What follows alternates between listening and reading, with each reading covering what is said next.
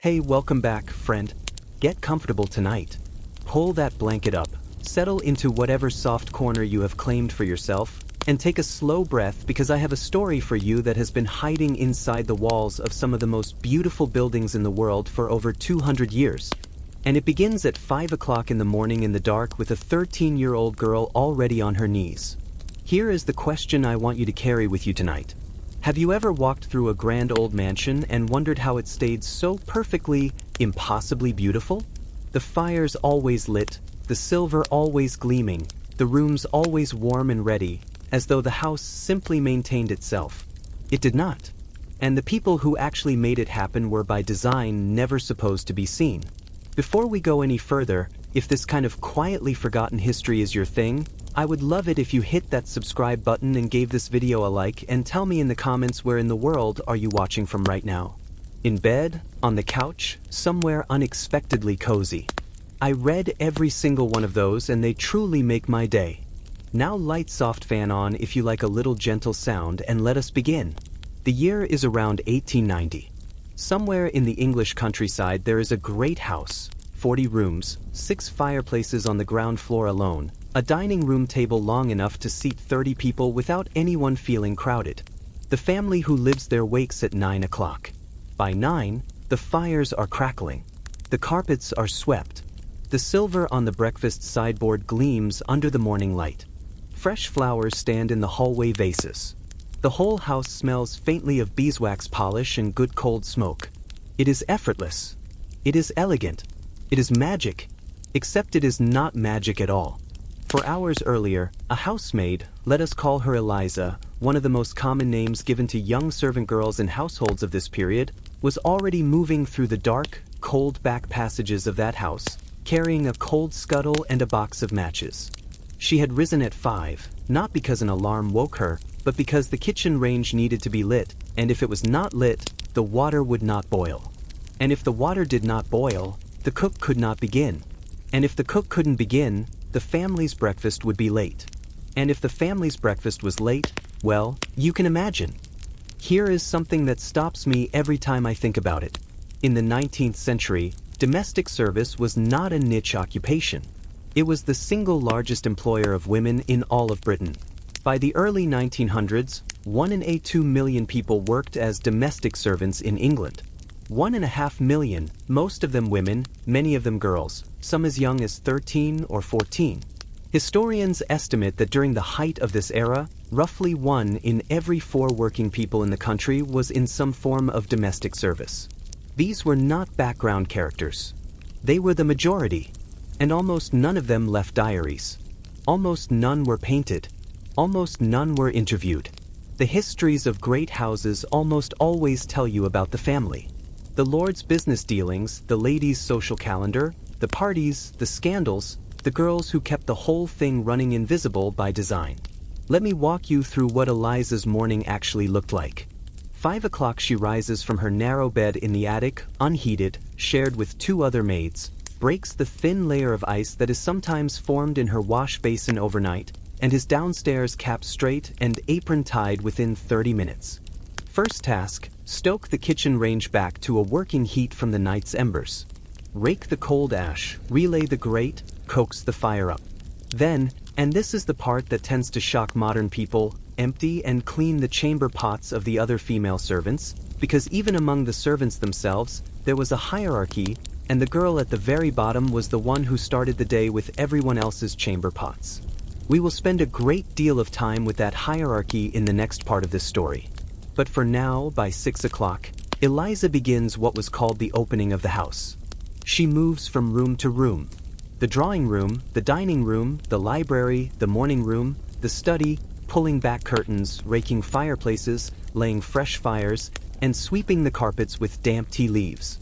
Yes, used tea leaves saved from the day before, scattered across the carpet to collect the dust and dirt, then swept up. It sounds strange, but it worked remarkably well. It was also, if we are honest, deeply unglamorous labor, and she had to finish all of it, every room on the ground floor before the family came down at 9 o'clock. For hours.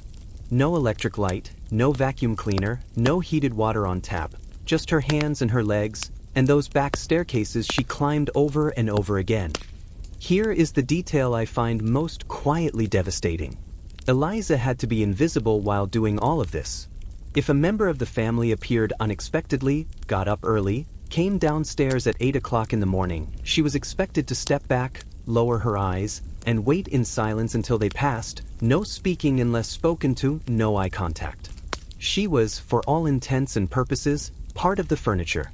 One housemaid who worked in a large English country estate in the 1880s wrote late in her life that after months in service, she had become so skilled at making herself disappear that she began to feel in her own words like a shadow that the house had grown. A shadow that the house had grown. Now you might be wondering, why did they do it? Why did girls as young as 13 leave their families and enter this kind of life? And the honest answer is because in that world this was one of the better options. It was not easy. It was not glamorous. But it meant a roof. It meant food. It meant a small but steady wage. Typically between 12 and 18 pounds per year, which was very little, but more than nothing, and it meant just barely the possibility of moving up. A girl who started as a scullery maid could, with years of work and good references, eventually become a kitchen maid, then a housemaid, then perhaps a lady's maid. The records at Chatsworth House in Derbyshire, one of England's great estates, home to the Dukes of Devonshire, actually document this kind of journey. A young woman named Rose Burden started as a scullery maid at one of the family's houses in 1867. By 1871, she'd been promoted to kitchen maid.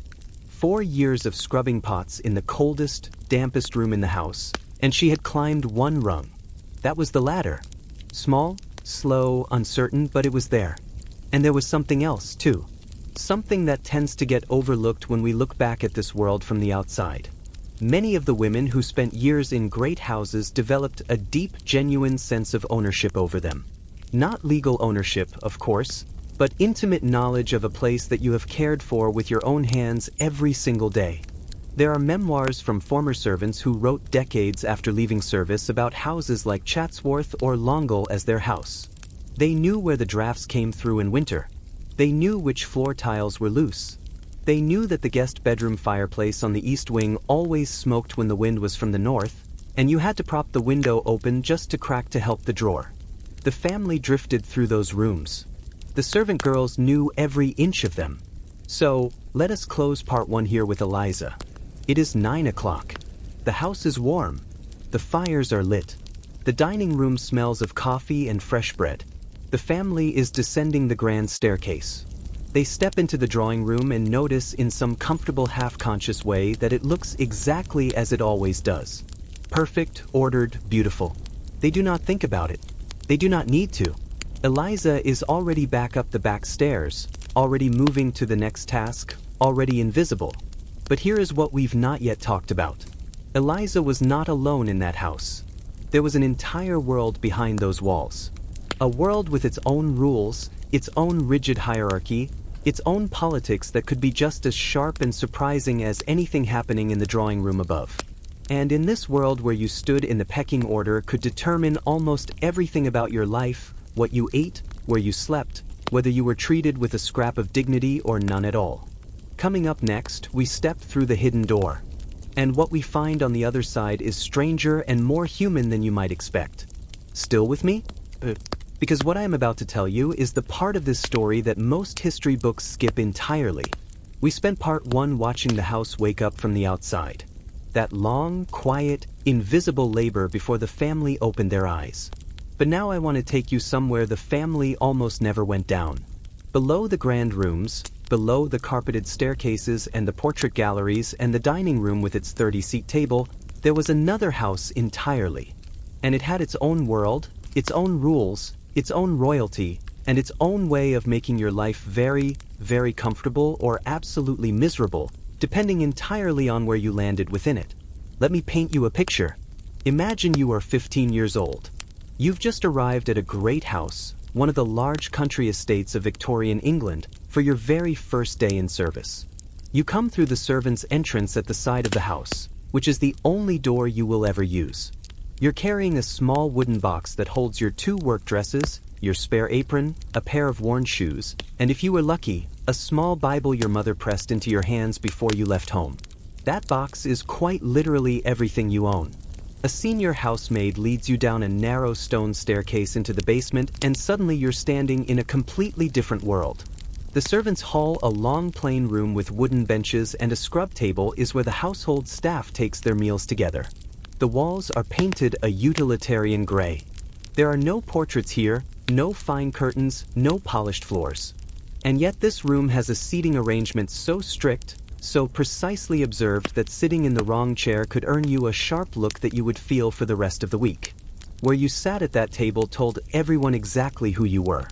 Let me walk you through the structure, 'cause it is genuinely fascinating. At the very top of the below-stairs world sat two figures who were in their own domain, as powerful as any lord or lady above. The butler, who managed everything to do with the male staff, the wine cellar, the silver, and the formal dining service, and the housekeeper, who managed everything else. The housekeeper, in particular, is someone I think deserves far more attention than history usually gives her. She was typically a woman of middle age who had spent decades climbing through the ranks of service. She held the keys to every locked room in the house, literally physically on a heavy iron ring that hung from her waist and rang softly when she walked so that you always heard her coming. That sound of keys was the sound of authority. She controlled access to the linen stores, the china cupboards, the cleaning supplies, the stillroom provisions. She kept the household accounts. She hired and dismissed the female staff. She approved or denied requests for days off.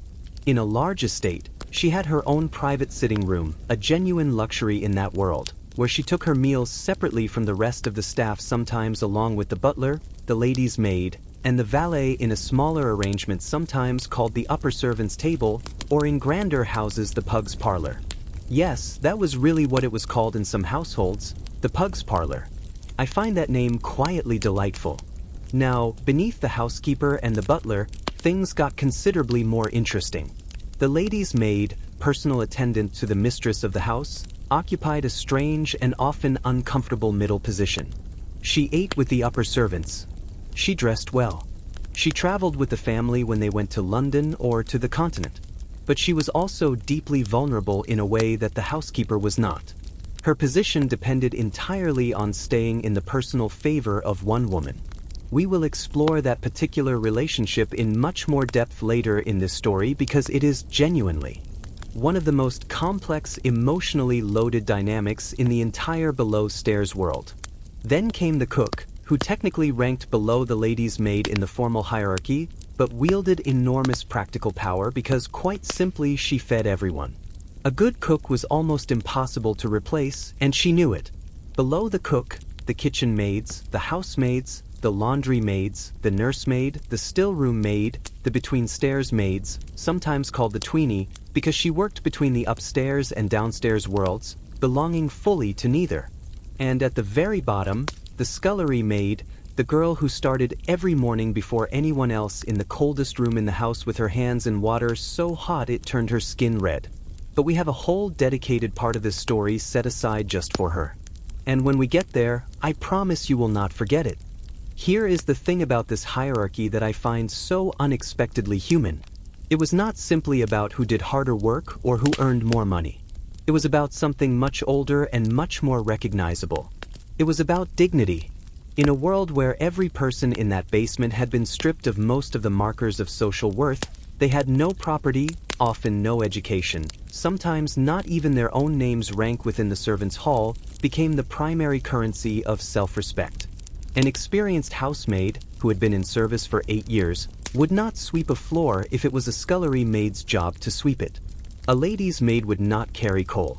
A cook would not wash dishes, not because they thought themselves too grand, but because to blur those lines was to give up the only distinction they had. It was in a small and very human way the same impulse that drives people at every level of society to hold tightly to whatever status marker they possess. We have not changed as much as we think we have.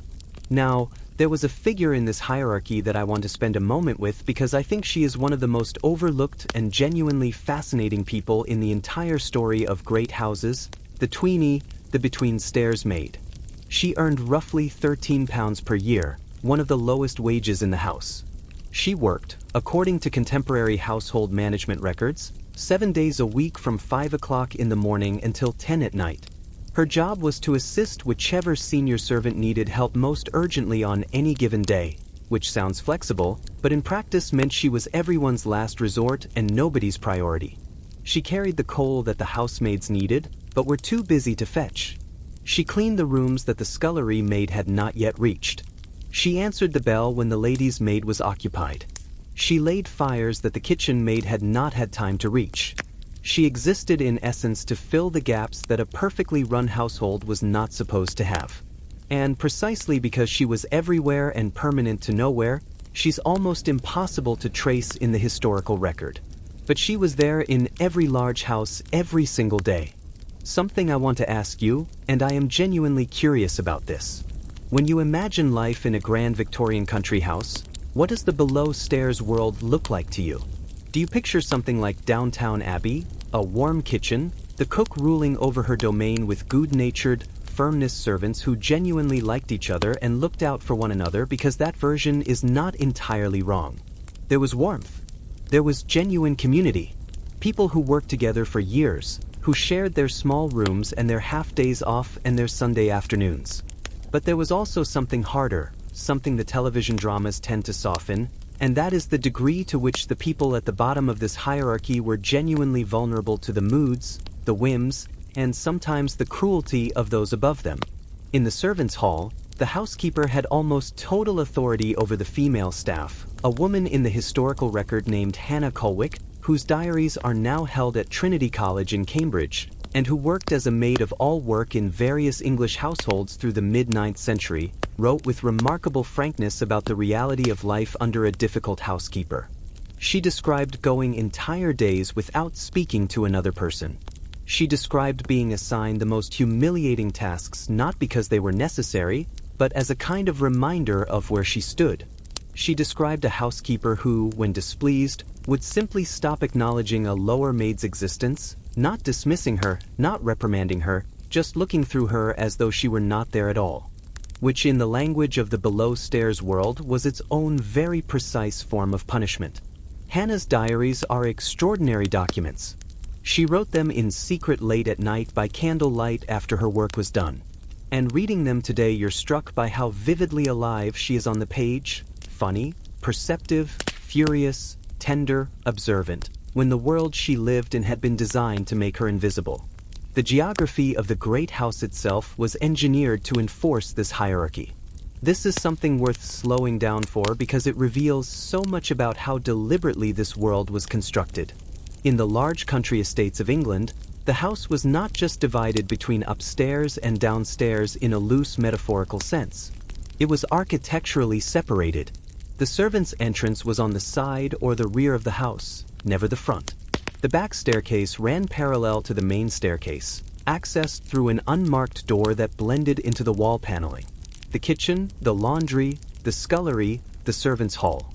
All of this occupied a largely subterranean world of stone floors and low ceilings and gas lamps entirely separate from the carpeted portrait-hung chandelier-lit world above. In many of the great houses of the Victorian and Edgeworthian eras, the passages connecting the service areas were specifically designed so that servants could move through the entire building without ever crossing the path of the family. The house was in architectural terms two houses sharing one set of walls. One house for the people who owned it, one house for the people who ran it. And the two worlds were never supposed to meet unless the family specifically summoned someone from below. There is one more detail about this hidden world that I think is worth sitting with before we move on. And it is something that once you know it changes how you see these houses entirely. In many large estates, the male and female servants were housed in completely separate parts of the building. The male staff footmen hall boys. The butler himself slept in the basement or in adjacent outbuildings. The female staff, all the housemaids, kitchen maids, the ladies' maids slept in the attic. For flights of stairs between the minimum, and the rules around contact between the male and female servants were extraordinarily strict. Male servants were not permitted in the attic corridor. Female servants were not permitted in the basement staff rooms. Any romantic connection between servants of the same household was strongly discouraged, often explicitly prohibited. Any maid found to have a follower, the term used for a romantic attachment outside the house, could be dismissed immediately. The logic behind these rules was framed in terms of maintaining order and propriety. But the effect was something starker. It meant that the young women who worked in these houses, many of them teenagers, away from their families for the first time in an unfamiliar place with no privacy and almost no free time, were also systematically isolated from any form of personal connection. They could not have a sweetheart. They could not marry without leaving service. They could not easily make friends outside the house. Their social world was in almost every sense the walls of that building and the people inside it. And the housekeeper held the keys. So that is the world we've been dropped into. A world that looks from the outside like the orderly invisible engine of a perfectly run English household. But from the inside, from the servants' hall, from the back staircases, from the cold attic rooms where the maids slept 4 flights above the family they served, it was something far more layered. A complete human world with its own pride, its own politics, its own small kindnesses, and its own capacity for loneliness. And within that world, there was one corner so cold, so physically demanding, so deliberately forgotten by everyone above and around it that it deserves a part of this story entirely to itself. Coming up next, we go to the place that most people in the great house never visited. The room at the back of the kitchen, where the water was always cold, the floor was always wet, and the girl who worked there was almost always the youngest person in the building. That room had her name, and the girl who worked in it was the foundation on which everything elegant above her rested. That room had a name, the scullery. And if you've never heard of it before, do not worry. Most people have not. That is, in a way, exactly the point. The scullery was tucked at the very back of the kitchen wing, past the main cooking area, past the ladder where the meat hung in the cold, past the pastry room, past the plate room where the silver was stored. It was quite deliberately the furthest point from anything the family would ever see or touch. It was not beautiful. It had stone floors that were almost always wet. It had a single deep sink called a scullery sink made of stone or rough ceramic, wide enough to hold the largest pots and pans in the kitchen. The walls were bare plaster, often damp. There was no fireplace in the scullery itself. In winter, the cold came up through the stone floor and settled into your bones while you stood there working. And it was in this room, cold, damp, smelling perpetually of lye soap and boiled vegetable water, that the youngest girl in the house spent most of her waking life. I want to tell you about a girl named Maud. Maud was 14 years old when she entered service as a scullery maid at a large house in Shropshire in the 1890s. We know about her not because she kept a diary. She almost certainly had no time for that. But because decades later, already an old woman, she gave an interview to a local historical society that was collecting memories of domestic service. And what she described in that interview is, I think, one of the most honest windows we have into what this particular life was actually like. She said that in her first week she cried every night. Not because anyone was cruel to her, though she was careful to note that nobody was kind to her either, but because she had genuinely not understood before she arrived what the work would feel like in the body. She said her hands had never been in hot water for more than a few minutes at a time before she entered service. Within 3 days of starting, the skin on her hands was cracked and raw from constant immersion in water laced with washing soda and lye soap. The lye soap was the hard caustic kind, the kind that could blister unprotected skin if you were not careful. She was not careful at first because she did not know she needed to be. Nobody told her. Let us talk about what a scullery maid actually did in concrete terms, because I think the reality of it deserves to be spoken plainly. She rose before anyone else in the kitchen, typically between 5 and 5 in the morning. Her first task was to relight the kitchen range from the banked embers of the night before because the kitchen maid and cook needed heat by the time they arrived. This mirrors what we discussed with the housemaids upstairs, but in the scullery maid's case, it was the starting gun for a sequence of labor that would not stop for the next 16 or 17 hours. Once the range was going, she would begin heating water, water for the cook, water for the kitchen maid, water for the household's morning tea service, and then the washing would begin. The pots from the evening before, the enormous copper stock pots, the roasting pans caked with dripping and burnt residue, the baking sheets, the pudding molds, the dozens upon dozens of plates and serving dishes from the family's dinner the previous night. All of it had accumulated overnight waiting for her, and once she'd finished the washing from last night, today's cooking would begin, which meant today's mess was already starting to build. The scullery maid was in the most literal sense always behind. She was always chasing a level of clean that was being undone faster than she could achieve it. Now, here is something that I think modern people find genuinely difficult to picture. We're used to the idea of hot running water. You turn a tap and there it is. In a Victorian great house, there was no such thing. Every single drop of hot water in that building had to be heated on the kitchen range and then carried by hand in heavy iron or copper vessels to wherever it was needed. Think about what that means for a house with 40 rooms. A household with a family of 5, 3 or 4 guests and a staff of perhaps 20. Everyone needing hot water to wash their faces in the morning. Everyone needing hot water for the kitchen throughout the day. The laundry needing gallons of near-boiling water every week. The family needing hot water for their evening baths carried up in large tin cans to the dressing rooms on the first floor. Much of that water was heated in the scullery and much of it was carried by the scullery maid. One account from a household management manual of the 1880s estimated that a scullery maid in a large house might carry the equivalent of 300 pounds of water per day in separate loads up various flights of stairs. 300 pounds per day. That is not a metaphor for hard work. That is a clinical description of physical labor that would exhaust a trained athlete. And Maud was 14 years old. Something that strikes me every time I think about this particular corner of history, and I mean this sincerely, is how completely the scullery maid was rendered invisible even within the invisible world. We talked in part 2 about how the female servants were hidden from the family by the architecture of the house itself, the back staircases, the service corridors, the servants' entrance.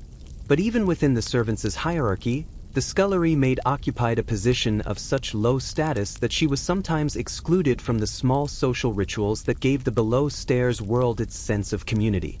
She did not in many houses eat at the servants' hall table with the rest of the staff. She ate in the kitchen or in the scullery itself because she needed to keep an eye on whatever was still cooking or soaking.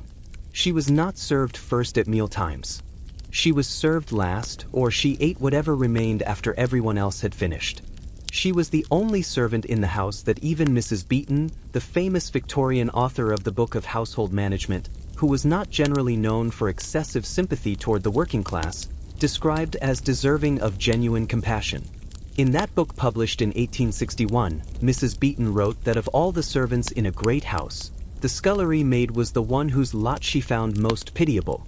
She described the scullery maid's life as a solitary one, noted that her work was never truly done, and observed that she was subject to rougher treatment than any of the other staff. Coming from a writer who believed firmly that the servant class existed to serve and that complaining about one's station was a moral failing. That is a remarkable statement. It was not quite sympathy, but it was something close to acknowledgement. And in the world of the scullery maid, acknowledgement was rare. Can I share something with you that I think is genuinely one of the most powerful fragments of evidence from this whole period? The wage books from Chatsworth House, which I mentioned briefly in part 1 in a different context, contain entries for scullery maids that go back to the middle of the 17th century. Most of the entries are just a name, a date of hire, a date of departure, and a wage. No age, no place of origin, no record of what happened to them afterward. Elizabeth Bent hired in 1659, gone within the year. Ellen Brown, 1858, 1 year. Mary Hutchings, 1865. For years. Name after name, year after year across more than 2 centuries. Most of them stayed for 1 or 2 years before disappearing from the record entirely. Where did they go? Some moved up as Rose Burton did to kitchen maid eventually. Some left service altogether, perhaps to marry or return to their families. Some ended up in circumstances far worse. We will get to that later in this story. But here is what strikes me most about these wage book entries. The house is still standing. Chatsworth is one of the most visited historic houses in England. Tourists walk through its stadiatrums every year, marveling at the paintings, the tapestries, the marble floors, the sheer scale of its beauty. And on every single one of those days across every single one of those centuries, someone like Elizabeth Bent or Ellen Brown or Mary Hutchings was in the scullery at the back of the kitchen wing. Cracked hands, wet floor, heating the water that made all of it possible. And nobody put their name on a plaque. The physical toll of scullery work deserves more attention than it usually gets in historical accounts. So, let us stay with it for a moment. The combination of constant wet work, harsh cleaning agents, and cold stone floors produced a very specific set of physical problems that were almost universal among scullery maids. The hands were the most visible sign. Red, cracked, sometimes bleeding at the knuckles in cold weather. The skin between the fingers could become so damaged that would not fully heal during the working week. Some girls developed what was then called house eczema, a persistent skin condition brought on by the combination of lye soap washing soda and constant water exposure. We would recognize it immediately today as occupational contact dermatitis. There was also the problem of the floors. In the scullery, the floor was wet for most of the day. To deal with this scullery, maids in the bet-run houses were given what were called slatted wooden boards, essentially a kind of raised wooden mat to stand on while they worked, which kept their feet slightly off the wet stone. In less generous households, they were given nothing. Chilblains, painful swellings caused by a repeated exposure to cold and damp were common. Respiratory problems from the kitchen steam and damp walls were documented. Back pain from bending over that deep stone sink hour after hour was essentially universal. There were no workplace protections for domestic servants. No unions, no sick pay, no compensation if you were injured on the job. If you were too unwell to work, you were likely to be dismissed. And dismissal, as we will explore more deeply in a later part of this story, was a genuinely terrifying prospect for reasons that went far beyond simply losing a job. And yet there is something in Maud's interview, something in the accounts left by women who survived this life and looked back at it that is not simply suffering. There is something else, too. Maud said something in that interview that I have thought about many times since I first read it. She said that the scullery, as grim as it was also the only place in the entire house that was truly hers. Nobody came to inspect it the way they inspected the upstairs rooms. Nobody cared if there was a small chip in the stone sink, or if she'd arranged her cleaning rags in a particular way, or if she had quietly started keeping a small pot of rosemary on the windowsill because she liked the smell of it. It was the most forgotten corner of the house, and precisely because it was forgotten, it was also the one space where she could, in the smallest possible way, be herself. She said it took her 2 years to realize that. But once she did, she told the interviewer the scullery stopped feeling like a punishment. It started feeling like a sanctuary. I find that quietly extraordinary. The room designed to disappear her had by accident of its own neglect given her the one thing nobody had thought to take away. A small, cold, perpetually damp corner of the world that was hers. Before we move on, I want to pause and ask you something. Is there a place in your own life, maybe not as dramatic as a Victorian scullery, obviously, but a corner, a room, a particular chair or window or time of day, that is just yours? A small sanctuary that the rest of the world walks right past without noticing. If there is, I think you understand something that Maud understood in her own way. The value of a space that the world has forgotten to claim. One last thing before we leave the scullery behind for now. I mentioned that the scullery maid was the first to rise and one of the last to sleep. But I want to give you the full shape of her day just once, so it sits in your understanding of everything that follows. 5 o'clock in the morning, she is lighting the range. By 7, she has already washed the servants' breakfast dishes and begun heating water for the family's morning routine upstairs.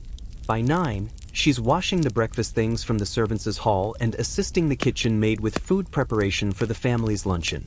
In the afternoon, there is a theoretical hour of leisure, usually between 2 and 3, that existed on paper in most household management guides of the period. Whether it actually materialized in practice depended entirely on the cook's mood and the demands of the day. By 4 o'clock in the afternoon, she's laying the servants' hall table for tea. By 4, she's washing up after tea.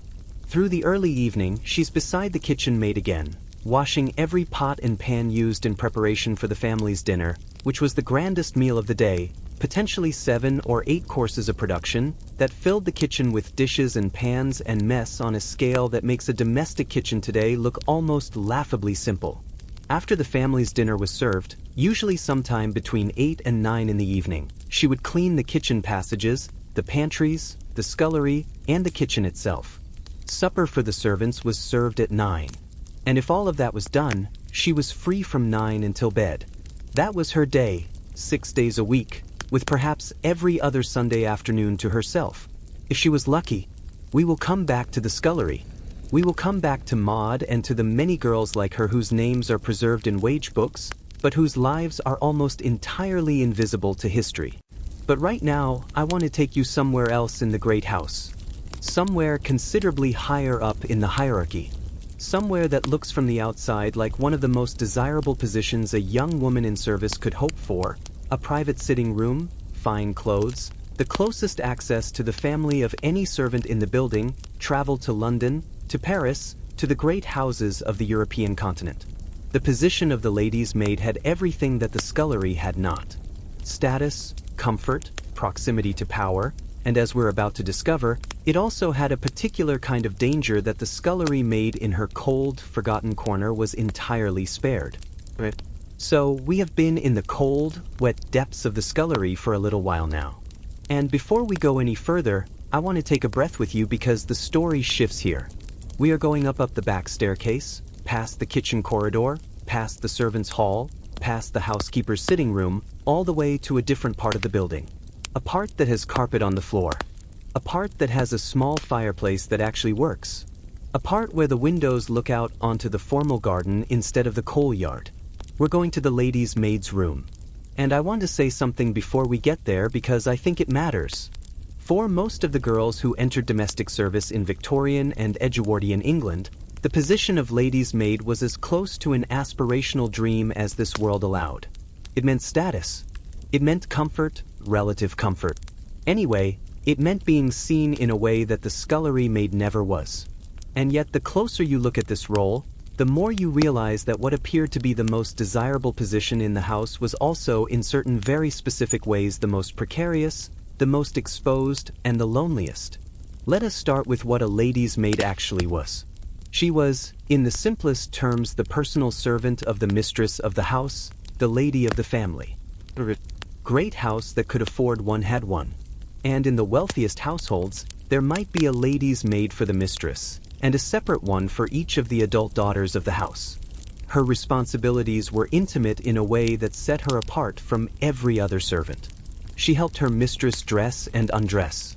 She arranged her hair every morning and took it down every evening. She cared for her wardrobe, cleaning, mending, pressing, altering, organizing. She helped her mistress prepare for social engagements, balls, dinners, country house visits, and the long London season. She accompanied her wherever she traveled. She was in the truest sense the person who stood closest to the woman at the center of the household social world. And that proximity, that extraordinary degree of physical and personal closeness was both the privilege and the trap to understand why you need to understand something about how the lady's maid was selected and trained. Unlike the housemaids or the kitchen maids who could be hired young and inexperienced and taught on the job, the lady's maid was expected to arrive already skilled. She needed to know how to dress hair in the current fashionable style, which changed with remarkable speed in the Victorian and Edwardian eras and required real technical knowledge and constant learning. She needed to understand fine textiles, silk, satin, velvet lace muslin, how to clean each one without damage, how to press them without leaving marks, how to repair tears so that the repair was invisible. She needed to speak, if not with perfect refinement, then at least without anything that would embarrass her mistress in front of guests. She might need basic French because the fashionable world communicated in French, and many of the dressmakers, milliners, and couturiers her mistress dealt with were French or presented themselves as such. In short, she needed to be more educated, more polished, and more culturally fluent than almost any other servant in the house, and she was paid for it. A skilled lady's maid in a great English household in the 1880s could earn between 25 and 40 per year, substantially more than a housemaid and in some cases more than a cook.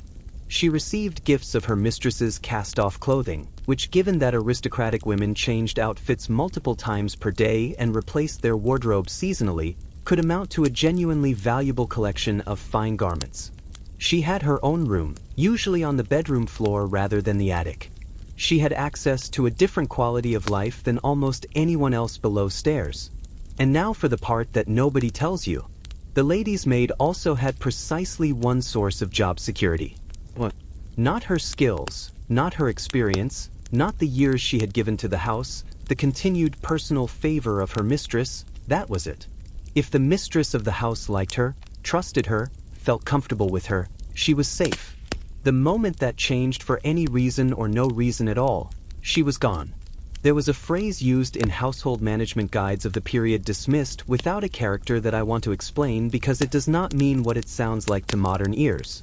A character was not a personality trait. It was a written reference, a letter from your previous employer confirming that you had been honest, reliable, and competent. Without it, finding another position in service was almost impossible. The employment system for domestic servants in Victorian England operated almost entirely on these personal references. Agencies required them. Private households required them. Without a character, you were for practical purposes unemployable in the only field you had trained for, and a lady's maid who was dismissed for whatever reason could not simply demand a character reference. Her mistress could choose not to provide one, or she could provide a lukewarm one which was almost as damaging, or she could provide one that was technically accurate but strategically incomplete, noting the maid's competence at hairdressing while conspicuously failing to mention her years of loyal service. This was not a theoretical risk. It happened regularly, and the reasons it happened were sometimes so arbitrary that they beg a belief. Let me tell you about a woman named Rosina Harrison. Raina Harrison was one of the most famous ladies' maids of the 20th century. She served Lady Nancy Astor, the first woman to take a seat in the British Parliament for 35 years. She wrote a memoir late in her life that was published in 1975, and it remains one of the most candid accounts of the ladies' maid's world that we have. What makes Rosina's account so valuable is not just that she served one of the most powerful women in England for 3.5 decades. It is the texture of what she describes. She writes about the absolute unpredictability of her mistress's moods. Lady Astor was brilliant, charming, deeply committed to her political work, and also capable of being, in Rosina's own words, the most difficult woman on earth, without any warning whatsoever. Rosina describes mornings where she would arrive to dress Lady A's hair and find her in perfect good humor, chatty, warm, interested in Rosina's own opinions, and mornings where she would arrive to find a wall of cold silence, and anything she did or said would be wrong, and the best possible strategy was to become as close to invisible as possible until the mood passed. Sound familiar? For Rina, the key to surviving 35 years in that position was learning to read her mistress the way a sailor reads the weather. Not just the obvious signs, but the small ones, the angle of the shoulders, the way she held the newspaper, the particular silence that meant irritation versus the silence that simply meant concentration. It was Rosina wrote a form of knowledge that took years to develop and could never be fully taught to someone else. And here is the thing that gets me. Rosina was brilliant at her job. By any measure, longevity, loyalty, the genuine affection her mistress eventually developed for her. She was extraordinary, and she spent 35 years in a position where on any given morning her entire professional future could have been ended by a bad hairstyle or an ill-timed word. That is not a comfortable way to live, even when it is comfortable. Now, the intimacy of the lady's maid's position created another dynamic that is worth understanding, because she was physically present during the most private moments of her mistress's day. The dressing and undressing the morning toilet, the quiet conversations before a ball a lady's maid inevitably learned things, private things, the kind of things a woman might never say aloud to her husband, her mother, her closest friends. She saw the letters that arrived with unfamiliar handwriting. She noticed when her mistress cried in her dressing room. She was present when the family doctor made a discreet visit. She knew about the debt sometimes. She knew about the affairs sometimes. She knew which marriages in the great houses of England were genuinely happy and which were performances. And she was expected to know all of this and to act as though she knew nothing. The discretion required of a lady's maid was not just an expectation. It was a survival skill. A maid who gossiped even slightly even within the servants' hall risked everything. A maid who was indiscreet outside the house risked something considerably worse.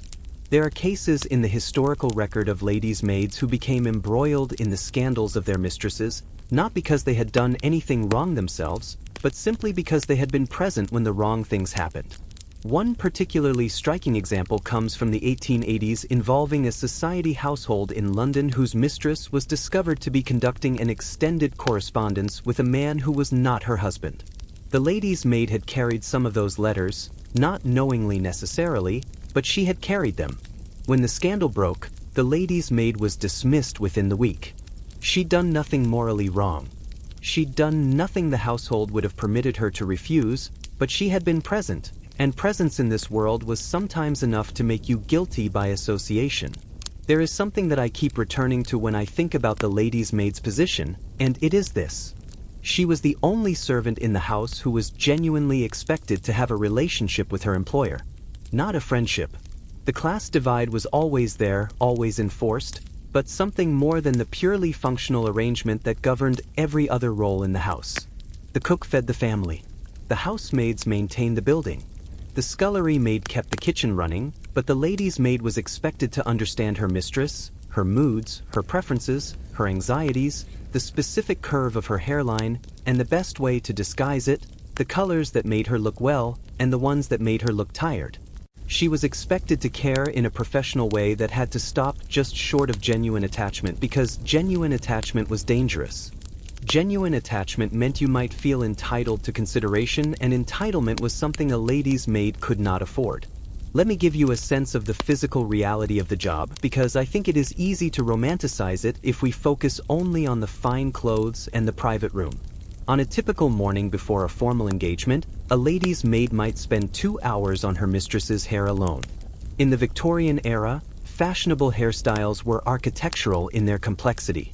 Coils, curls, crimps, pads, switches, pieces of false hair used to add volume hairpins by the dozen pads, setting lotions, and the curling tongs that were heated directly in the flames of a small gas burner or oil lamp. Those tongs, if left in the flame a moment too long, could scorch the hair.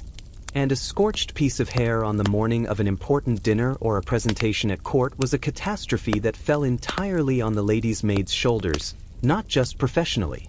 The cost of any damage to a mistress's wardrobe or appearance could be, and often was deducted from the lady's maid's wages. A torn dress, a scorched curl, a dress that came back from the cleaners in a slightly different shade because the maid had used the wrong cleaning agent. All of it could come out of her pay. She was responsible not just for her own labor, but for the material integrity of everything she touched, and she touched a great deal. So I want to ask you something honestly. If you had been born into that world, into that specific time and that specific class, where domestic service was essentially the only respectable path available to a young woman without money or connections, which position would you have wanted the scullery maid's cold, forgotten corner, which was entirely hers precisely because no one else wanted it? Or the lady's maid's fine room and fine clothes and proximity to power and the exhausting never-ending performance of perfect discretion that came with it? I have thought about this question a surprising number of times, and I genuinely do not have a clear answer because I think the honest truth is that both positions contained a particular kind of freedom and a particular kind of captivity, and neither one was the whole picture. The lady's maid's story does not end here. We're going to come back to her when we talk about the rules that govern the personal lives of all servant women. The rules about marriage, about friendship, about what was permitted and what was quietly forbidden because the lady's maid for all her relative privilege was subject to those rules too. In some ways more so. But right now there is another part of this story that I want to bring you into because we have spent time below stairs and in the bedroom corridor, and we have talked about the physical labor of keeping a great house running. But we have not yet talked about something that I think might genuinely surprise you. We have not talked about the names, specifically the names these girls were called, not the names they were given at birth, the names the family decided to give them instead. Because in many great houses, who you were when you arrived was considered somewhat beside the point. And what happened to a young woman's identity the moment she crossed through that servant's entrance is one of the quieter, stranger details of this whole world. That is where we're going next. There is a question I want to start with tonight. What is a name worth? Not in a philosophical sense. I mean practically, concretely. In the world of the great house, what did your name actually get you? The answer, it turns out, is almost nothing. And understanding why that was so tells you something profound about how this entire world was built. When a young girl arrived at the servants' entrance of a great house for the first time, and we're talking about the mid to late 19th century, now the height of this era, she brought with her a small wooden box. That box was the sum total of her portable life. Inside it her work dresses, 2 or 3 at most. Her spare apron. Her undergarments. A pair of shoes, usually the one she had worn to travel in. Perhaps a Bible if her family was religious. Perhaps a small photograph, though those were still rare and precious enough to be treated like jewels. Perhaps a handkerchief that had belonged to her mother. That box represented everything she owned outright, everything she had earned or been given that belonged purely to her. And then she stepped through the door. And in many households across Victorian and Edgewordian England, within her first week of service, something happened that we would find almost incomprehensible today. She was renamed. Let me explain what I mean. Because it was not always as dramatic as it sounds, and yet in some ways it was more unsettling than a dramatic act would have been. It was ordinary. That is what made it so strange. In the great houses of England, certain families had a long-standing custom of giving their servants standard interchangeable names, particularly their housemaids, regardless of what those girls were actually called. All the housemaids in some households were called Mary. In others they were all Jane, in others or Eliza or Betsy. The reason was on its face practical. A family that employed 3 or 4 housemaids who rotated through identical duties did not want to have to remember 4 individual names. If the housemaid who appeared in the drawing room was always called Mary, then it did not matter which specific girl was standing there on any given morning. They were all Mary. They were interchangeable. And therefore, and I want you to sit with this for a moment, they were not quite individuals. Now, I should say that this practice was not universal. There were households where servants were called by their actual given names, or at least by their surnames, which was the standard form of address for more senior staff. The housekeeper was always Mrs., even if she had never been married, which was often the case. That honorific was a mark of her rank, a title she had earned through years of service. The butler was always Mr., followed by his surname. But a housemaid, a kitchen maid, a tweeny first name only if she was lucky, or a name the family preferred, or in some cases just her role, the kitchen girl, the little maid, the under-housemaid. When the Victorian census takers made their rounds every 10 years, the records they produced are a remarkable document of how completely this eraser had taken hold. In the 1851 census, in the 1861 census, in the 1871 census, household after household lists its servants with only a first name and an occupation. Mary housemaid 16, Jane kitchen maid aged 14, and scullery maid aged 13. No surnames, no places of birth. Sometimes no family connections noted. Just a name, possibly not even their own, and a function. That is the historical record. That is all that remains of them in most cases. Something I think about when I look at those census pages is the question of letters. These girls had left their families.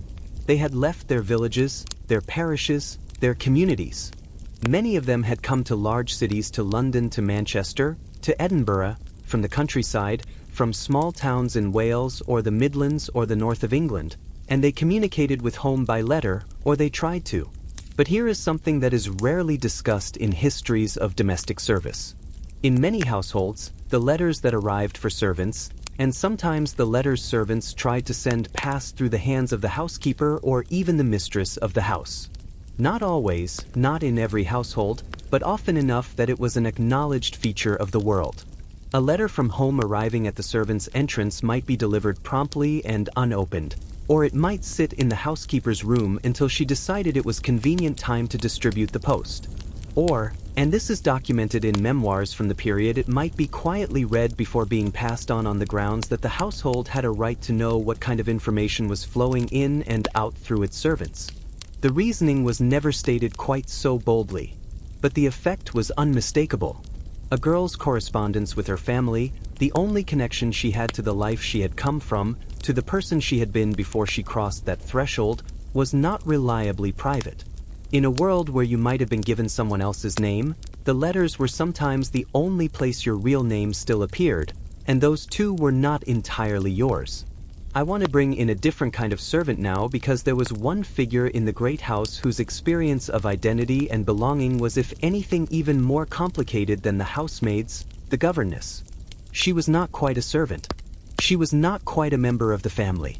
She existed in a no-man's land between the two worlds that was, by almost every account from the period, profoundly lonely.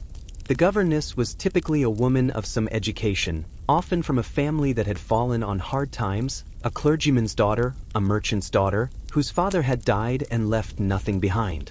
She had knowledge and refinement that qualified her to teach the daughters of the house reading French music, drawing, needlework, the social arts. But she had no money. And in the Victorian world, money was the thing that transformed education and refinement into social standing.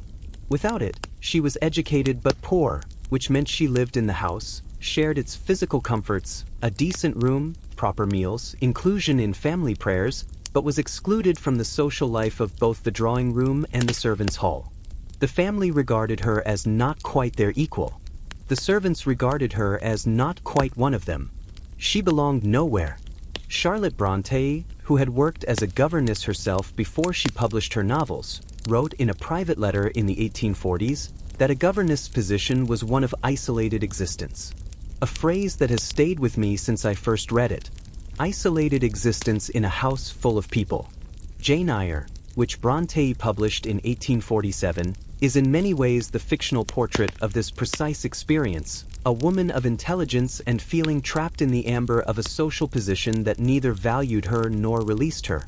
And what makes Bronté's portrait so resonant, I think, is that she understood the particular cruelty of that in-between position. It was not the cruelty of the scullery. It was not physical. It was the cruelty of being present but not seen, educated but not valued, present at the table but not a part of it. A different kind of invisibility from the housemaids, but invisibility nonetheless. Let me come back to the question of names, because there is one more angle to this that I find genuinely fascinating. The practice of national and regional prejudice in domestic service. When a family was looking to hire, they did not simply want a girl who could scrub floors or arrange hair. They had opinions about where that girl should come from. And those opinions were striking in their specificity. Scottish servants in the Victorian and Edwardian eras were considered the most desirable by many English households. They had a reputation not entirely fair, but genuinely held for being industrious, reliable, morally serious, and crucially less likely to give trouble. Welsh servants were considered respectable, but sometimes linguistically difficult if their English was uncertain. Irish servants occupied a far more complicated position. There was a term, Bridget, that became in the second half of the 19th century a generic name for Irish female domestic servants in both England and the United States, in much the same way that all English housemaids might be called Mary by their employers. It was not a compliment. It was a diminishment, the reduction of an entire national group to a single interchangeable serviceable identity. Irish women entered domestic service in enormous numbers after the catastrophic crop failures of the 1840s, which caused mass starvation and forced immigration on a scale that emptied entire parishes. They came to English cities and to American cities, and they went into service because it was one of the few forms of employment reliably available to a woman with no formal education and no connections in a city she had never seen before. And in both countries they were often regarded with a specific blend of condescension and suspicion, suspected of being too Catholic, too excitable, too politically unreliable, too loyal to each other, and therefore insufficiently loyal to their employers.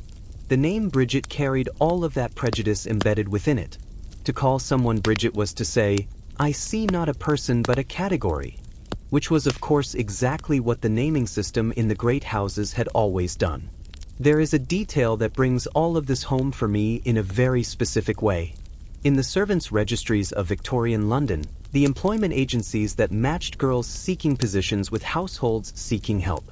The intake form sometimes asked for a girl's name, her age, her last place of employment, and her religion. Because certain households would not hire Catholics, others preferred them. Some had a preference for Church of England girls from the English countryside, believing them to be more settled and less likely to have outside loyalties.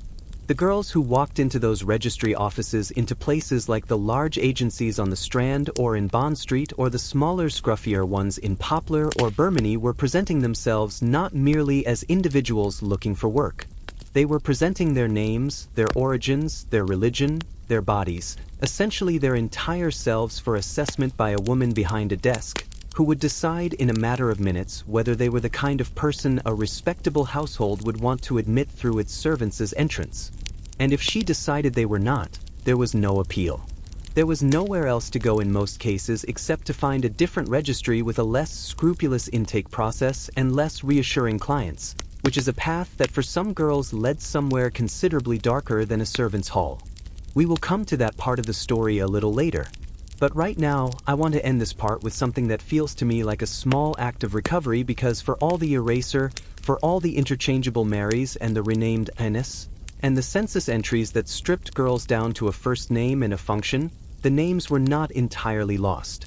Some of them survive in unexpected places, in parish records, in letters that were kept decades later by the families that received them, in the oral histories collected by local historical societies in the 20th century where elderly women, former servants themselves or daughters of servants sat down and said her name was this. She came from this village. She worked in this house for 14 years and this is what she told me about it. Those oral histories are scattered across archives in England and Scotland and Ireland and the United States. They are not famous. Nobody has made a television series about them, but they are there. And the women in them have their names. Not the names they were given at the servants' entrance. Their own names. There is a quiet, persistent truth running through everything we have talked about so far. The morning darkness, the scullery, the lady's maid's gilded cage, the interchangeable names, and that truth is this. The great house was built on the assumption that the people who ran it from the inside could be made in every meaningful sense to disappear. But human beings are not furniture. They have needs. They have relationships. They have desires that do not conveniently stop at the servant's entrance. And nowhere was that tension more visible, more raw, more painful, and more closely pleased than in the rules governing who the servant girls were allowed to love. Coming up next, we look at one of the most intimate and controlling aspects of life in the great house. The rules around followers' marriage and the private lives of the women who kept these buildings running, because the great house did not merely want their labor. It wanted all of them, and what happened when a girl refused to give that is a story worth telling carefully. Something shifts in this part of the story. Up until now, we've been looking at the great house from a kind of careful distance. The work, the hierarchy, the rules of visibility, the slow eraser of identity. All of it deeply human. All of it worth sitting with. But here the story gets closer. Here we're talking about something that sits right at the intersection of power and the most private corners of a person's life. We're talking about what happened when a servant girl wanted simply to be loved. Every household had a version of it written somewhere. In the formal rules of larger states, it appeared in ink in the household regulations that new servants were sometimes required to read and acknowledge upon entry. In smaller households, it was simply understood an unspoken contract enforced through the housekeeper's watchful eye and the mistress of the house's final authority. The rule was this: no followers. A follower in the language of Victorian domestic service meant any person of romantic interest outside the household. A young man who might write the kitchen maid a letter. A soldier who had met the housemaid at church on her half-day off and asked if he might walk with her. A shop assistant who had smiled at the parlor maid when she ran an errand in town. Any of these connections, if discovered, could be grounds for immediate dismissal. Not a warning, not a conversation. Dismissal. And the bluntness of that rule, the sheer totality of it, is something I want us to really sit with, because I think we can become numb to it if we say it too quickly and move on. These were young women, most of them teenagers or in their early 20s. They had left their families and their communities to come and work in someone else's house. They had almost no free time in the Victorian era. A half day off on alternate Sundays was considered generous. They had no personal space to speak of sharing rooms with other servants in attic quarters that offered almost no privacy. And on top of all of that, the one thing that might have given them some emotional sustenance, a connection with someone outside the household, someone who knew their actual name and thought of them as a person rather than a function, was explicitly prohibited. I want to ask you something directly. Do you think that rule was really about maintaining order in the house, or do you think it was about something else? I do not ask that to be provocative. I ask it because when you read the household management guides of the period carefully, when you read the language used to justify the no followers rule, what you find is revealing. The concern was not simply that a follower might distract a maid from her work. The concern was that a maid with a romantic attachment outside the house had somewhere to go. She had a person. She had an alternative. And a maid with an alternative was, from the perspective of household management, a maid who was harder to control. The enforcement of the no followers rule took different forms in different households. In some houses, the housekeepers simply kept a close eye on the girls' movements during their rare free time and questioned them on their return. In others, it was more systematic. There are accounts in the historical record of housekeepers who required maids to report where they had gone on their half days, who they had spoken to, and whether they had been in the company of any men. In at least some households, receiving a letter with a man's handwriting on the envelope was enough to trigger a conversation, and depending on the housekeeper's mood, potentially more than that. And here is the detail that I find quietly monstrous. Under the legal and employment framework that governed domestic service throughout most of the 19th century, a servant had essentially no recourse. There was no contract in the modern sense. There was no employment tribunal. There was no formal appeal process. If the mistress of the house decided you had a follower, or even suspected you might, she could dismiss you that same day, with no wages owed beyond what you had already earned, with no obligation to provide a written explanation. And if she chose not to give you a character reference, that all-important letter of recommendation that we touched on in Part 4, you were entering the world without the single document that proved you had been a trustworthy, employable person. The no followers rule, in other words, was enforced not by any external law, but by the absolute power of dismissal. And dismissal for a young woman in this world was not just losing a job. It was losing everything. Let me tell you about a woman named Eliza Ballance. Eliza was 28 years old. She worked as a cook for two sisters, the Mrs. Cheetham of Chilwell in Nottinghamshire, in the spring of 1865. She was not a young girl fresh out of a village. She was a grown woman experienced in her work, presumably trusted enough to have been kept on for some time, and she had kept a secret. She was pregnant. We do not know who the father was. Eliza, by all accounts, took that information to her grave. On the morning of Sunday, April 9, 1865, at 4 o'clock in the morning, Eliza's roommate, a fellow servant named Ellen Wilman, woke to find Eliza already up. She had lit the fire. She had partially dressed herself. Later that morning, Eliza had given birth, and within hours, having just delivered a child in the early morning darkness, she was removed from the house. There is careful language in the newspaper report from the time. The suggestion is that Eliza herself had insisted on leaving, that she had not wanted to stay. What actually happened in those hours? What was said? What pressure was applied? What the Mrs. Cheetham decided? We cannot know for certain. What we do know is that Eliza was transported from Chilwell to the nearby town of Beeston while in the immediate aftermath of childbirth without adequate medical care. The inquest jury's verdict, published in the Nottinghamshire Guardian of April 14, 1865, stated plainly that she had died from exhaustion from the cold of that transport and from want of proper medical assistance. She was 28 years old. The baby's fate is not recorded in any of the reports, and the Mrs. Cheetham, by all historical accounts, faced no censure of any kind. I want to be careful here because it would be easy to treat Eliza's case as an extreme outlier, the kind of thing that happened rarely and was broadly recognized as wrong. But the historical evidence does not support that reading. A study of the intake records at the London Foundling Hospital, the institution that took in the children of unmarried mothers in Victorian London, reveals a striking pattern. In the mid-9th century, 64% of the women who successfully petitioned to have their children admitted were domestic servants. 64%. Not simply working-class women in general.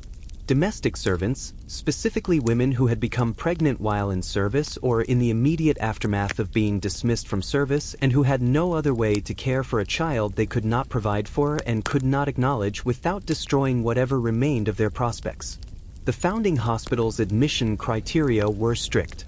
The mother had to prove she had been of good character before the pregnancy. She had to demonstrate that she had been in some sense deceived or abandoned by the father. She had to be willing to give up the child completely and permanently. And she had to appear before a board of male governors and convince them that she was deserving of relief. Many were turned away.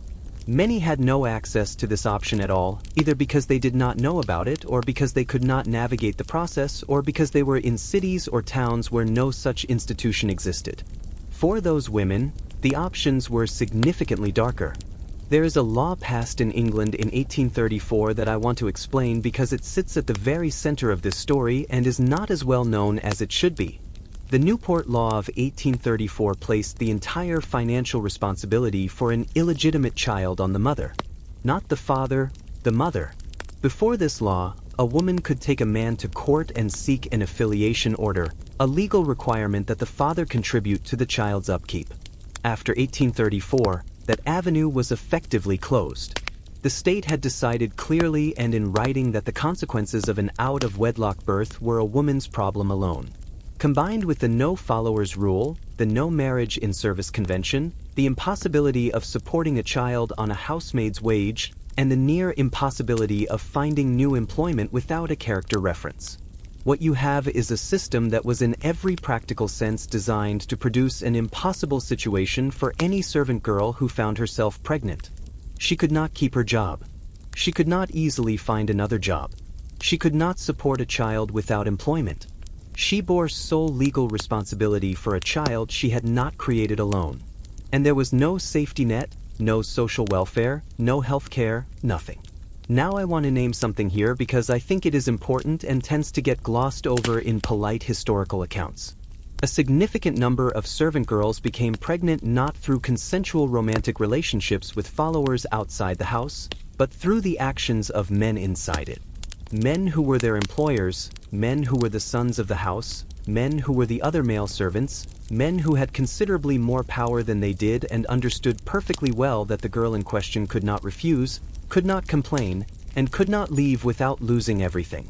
The historical record documents this with uncomfortable consistency. Court records, newspaper reports, the intake petitions at the Foundling Hospital were young women described often in careful and indirect language being seduced or persuaded by employers' sons or fellow servants of higher rank. Daisy, one of the petitioners whose intake file has been studied by historians, described being noticed by a young man receiving letters from him, meeting him at a servant's party, and then being, in her own careful word, seduced. The word is doing a lot of work there. It covers a great range of experiences from genuine, if misguided romantic attachment at one end to something that in any other context we would call a serious harm at the other. And what is striking is that regardless of which end of that range the truth lay in any particular case, the consequences fell in every single case on the woman. The man in almost all documented cases faced no formal consequences at all. The girl faced all of them. Here is what I keep returning to when I think about all of this. The great houses of Victorian England were genuinely beautiful. Many of them still are.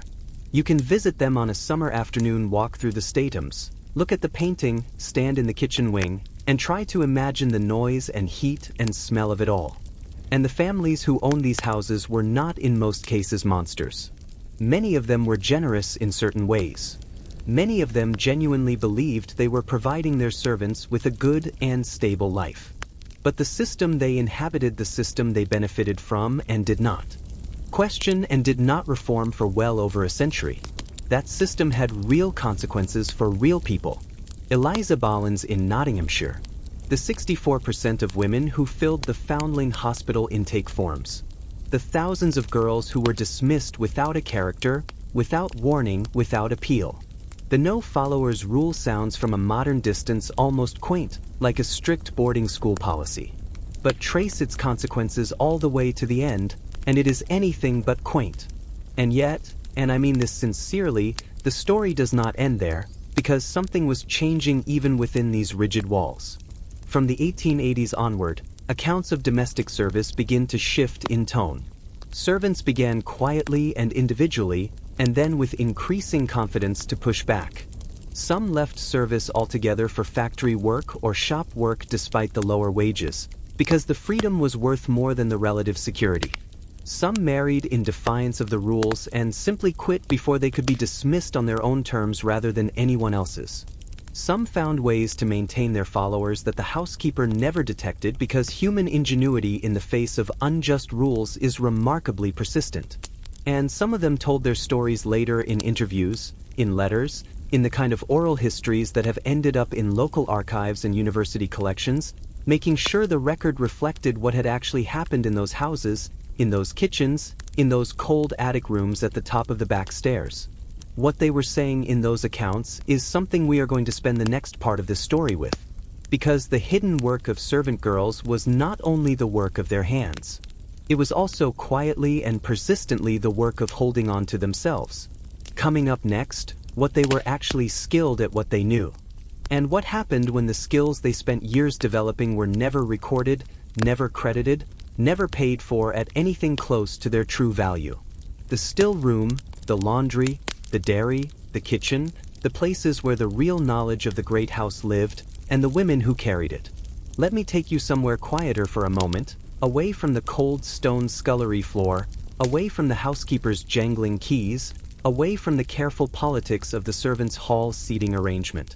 There are rooms in the great house that almost nobody talks about when they tell the history of these places, not because they were unimportant, but because the work that happened inside them was so thoroughly woven into the fabric of daily life that it became like most things done well by women simply expected. The still room, the laundry, the dairy. These were not glamorous spaces. They had no grand portraits on the walls, no gilded ceilings, no marble floors. But if you wanted to understand what actually kept the great house running, not just clean, but genuinely functioning as the self-contained world it needed to be, these were the rooms where the real knowledge lived. And the women who worked in them carried expertise that the family above stairs could not have replicated, could not have bought from any shop, and would not have known how to begin to acquire. The still room, even the name is unusual, and I think it is worth pausing on it. The still in still room does not refer to silence, though it was generally a quiet place. It refers to a piece of equipment. The Olympic's still a distillation device used to extract oils, essences, and medicinal compounds from herbs, flowers, and other botanical materials. The earliest recorded still room in an English great house dates to Henrave Hall in Suffolk in 163, but the practice went back centuries before that to the monasteries where monks had developed sophisticated traditions of herbal medicine and distillation, and to the medieval manors where the lady of the house was expected to function as the household's doctor, pharmacist, and chemist all at once. When Henry VIII dissolved the monasteries in the 1540s, and the free medical services they had provided essentially vanished overnight, it was the women of the great houses who stepped into that gap. The still room was where that happened. By the Victorian era, the still room maid had inherited a role that was in the truest sense an encyclopedia of practical knowledge accumulated over centuries. Let me give you a sense of what she actually produced in the preserve category alone. Pickled eggs, pickled vegetables, fermented chutneys, marmalades and jams, candied fruit, dried herbs, spiced sugar fruit preserved in brandy or Madeira at Cockaby in Derbyshire, another of the great English estates whose archives survive with remarkable completeness. The records include cherries in brandy, strawberries in Madeira, Pol lily made with mustard and turmeric, pickled eggs in quantities large enough to carry the household through the long months of winter when hens naturally stopped laying. In the medicines and remedies category, tinctures distilled from lavender and rosemary, ointments made from beeswax and herbs, syrups for coughs, pusses for inflamed skin, tonics for the servants who fell ill and could not afford a doctor. In the household products category, candles, furniture, polish, soap, perfumed waters, sachets to keep moths from the linens. And in the beverages category, tea preparation and service home brewed beer wines, cordials, and the afternoon tea service sandwiches, cakes, and the good china, which in many households was entirely managed from the still room. Think about that range for a moment. She was a chemist, a pharmacist, a preservationist, a brewer, a confectioner, and a hospitality manager, all folded into one position. There is a letter in the Cock Abbey archive dated to 1865 that I find genuinely moving. A woman named Hannah Pett had applied for the position of still room maid at Cala, having previously held the same role in the household of Lord Belper in Derby. She wrote the letter herself. Not a husband, not a father, not a more literate friend. She wrote it, and in it she set out her skills, what she could make, what she had experience with, what she had learned in her previous position. Think about what that means. Here is a woman in the 1860s working in domestic service, an occupation that was built around the systematic erasure of individual identity, who sat down and wrote a letter saying essentially, "This is what I know. This is what I can do. This is what I am worth." The letter worked. She got the position. Han Nip is recorded in the Calc census of 1871 employed as still roommate. Her letter is still in the archive. Her skill set out in her own handwriting survived when so much else was lost. But if the still room was the great house's quiet laboratory, the laundry was something altogether different, louder, hotter, heavier, and in many ways even more technically demanding than most people realize. The laundry at a greater state was typically in a separate building, or at least a completely separate wing, for very practical reasons. The combination of steam heat and the quantities of water involved made it unsuitable for the main house. But there was another reason the laundry existed apart from the rest of the servants' quarters, and it is a detail I find quietly fascinating. The laundry maids had a reputation. Because the laundry building was at the edge of the estate, more accessible from the outside, less visible to the housekeeper's supervision, the women who worked there were considered, in the careful language of Victorian household management, to be of a somewhat independent character. Gardeners and grooms could more easily find their way to the laundry. The housekeepers I could not reliably reach there, and so the laundry maids, despite the grinding physical nature of their work, occupied a small zone of relative freedom that most of the indoor servants did not have. Whether the reputation was deserved is impossible to say with any confidence, but it was consistent across multiple household accounts from the period. The laundry girls were considered in whispers to be a little less controllable, which in the world of the great house was about as close to transgressive as most of them ever got. Now, let me tell you about the actual work, because doing laundry in a Victorian great house is not a phrase that means anything like what it sounds like to modern ears. Think about the volume alone. A household with a family of 6 several house guests and a staff of 20 or 25 produced an almost incomprehensible amount of laundry every week. Bed linens for every bedroom. And in great houses, beds were made with multiple layers of sheets changed regularly. Table linens in a house where a formal dinner service might involve a tablecloth, napkins, and runners for 30 guests, all in fine white linen. The family's clothing and aristocratic women in the Victorian era changed outfits multiple times daily, which meant that the laundry maid was dealing with morning dresses, afternoon tea gowns, evening dresses, and night clothes for each member of the family, the servants' uniforms, the kitchen cloths, the dusting cloths, the polishing rags, all of it every week. And the process was not simply put it in the machine and press a button. The wash began on Sunday, or rather it began the night before when the laundry maid sorted every item and set the most heavily soiled pieces to soak overnight in warm water. Monday was what was known as Blue Monday, not because of anyone's mood, though the mood was probably not cheerful. Because of the bluing agent, indigo-based powder added to the final rinse water to counteract the natural yellowing of white fabric and make it gleam a brighter white. The process began before dawn. The copper, a large iron or tin boiler set over a brick firebox, had to be lit and brought to temperature. Clothes were sorted by fineness. The most delicate muslins and laces washed first in clean water. The heavier cotton and linens boiled vigorously for 20 to 30 minutes. The woolens handled separately because wool washed in water that anything else had touched would lose its color and its texture. There was a proper sequence to the water use. There was a proper temperature for each fabric type. There was a knowledge of stain removal that reads today like an early chemistry manual. Sour milk for iron rust on white fabric. Chloride of lime for fruit and wine stains. Oxalic acid for ink. Salt dissolved in cold water for blood stains applied immediately and before any heat touched the fabric. If you've ever wondered how Victorian white cotton stayed white against coal smoke and kitchen grease and the general filth of 19th century life, this is how it stayed white because someone knew how to make it white and that someone had learned through years of practice what no pamphlet or manual could entirely convey. Can I ask you something? When you think about the word skill, when you think about what it means to be truly good at something, where does your mind go? Do you think of professional qualifications, degrees, years of formal training? I find myself, the longer I spend with this period of history, increasingly struck by how completely we have redefined that word.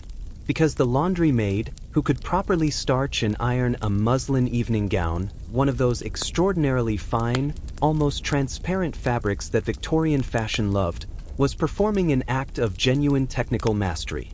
Too hot, and the iron scorched the fabric irreparably. Too cool, and the starch sat lumpy and dull. The iron temperature was tested not by any instrument, but by holding it close to the cheek within a few inches, feeling the heat and making a judgment. She had no thermometer. She had years of practice in her hands, and if she got it wrong, that evening gown might be unwearable. The cost might come from her wages, and the family would never know how close a thing it had been, because when they put it on, it was perfect. The dairy maid occupied a slightly different world from the still room and the laundry. On the larger estates, particularly the country houses that were genuinely self-sustaining agricultural operations rather than purely residential properties, the dairy was a working building that produced the butter and cheese consumed by the whole household. The dairy maid's day began at a time that would make even the scullery maid cease. The cows needed milking before the house stirred, which meant 4 o'clock in the morning, sometimes earlier, walking out to the cow shed in whatever the weather offered. After milking, the milk had to be processed quickly because without refrigeration, it began to turn within hours. Cream was skimmed for butt term. Rennet was added to the remaining milk and it was warmed carefully to the right temperature for cheese. The butter was worked, churned, pressed, shaped using techniques that depended entirely on the temperature of the dairy, the temperature of the milk, the season, and the condition of the cream. A dairy maid who could consistently produce good butter in the middle of August when heat threatened to make the whole operation go rancid before it had even begun was doing something that required both skill and genuine problem solving under pressure. And dairy work, like still room work, like laundry work, had a tradition of knowledge transmission that operated entirely outside any formal educational system. A dairy maid learned from the woman before her, who had learned from the woman before her, who had learned possibly from the woman before her. The knowledge was alive, oral, practical, and deeply personal. And when the woman who carried it left service, it left with her unless she had passed it on. There is a term used in history and economics that I think applies beautifully here. Tacit knowledge. Knowledge that cannot be fully written down. Knowledge that lives in the hands and the eyes and the accumulated judgment of someone who has done a thing enough times to know it in their body, not just in their head. The stillroom's herbal distillation, the laundry starch and iron and bluing, the dairy's butter and cheese. All of it was tacit knowledge. And all of it was held in the Victorian Great House by women who were paid 12 to 20 a year, who worked without unions or contracts or formal recognition of any kind, and whose names were recorded, if at all, only in the brief entries of household wage books and decennial census returns. The knowledge they carried was worth far more than what they were paid for it, and the people who benefited from it most were in most cases entirely unaware of its depth. There is one more room I want to take you into before we leave this part of the story. The kitchen, not the scullery. We have spent time there already. The kitchen itself, because the cook and the kitchen maid, who worked directly under her, held a form of knowledge that was perhaps the most consequential of all. In a great house that entertained regularly, the kitchen was a production operation of staggering complexity. A formal dinner might run to 7 or 8 courses. A house party weekend might mean catering for 20 or 30 guests at every meal for 4 or 5 days. The cook who managed this was in practical terms a logistics director, a head chef, a menu planner, a budget manager, and a people manager all at once. She knew which game was in season and when it would be past its best. She knew how much advanced preparation each dish required.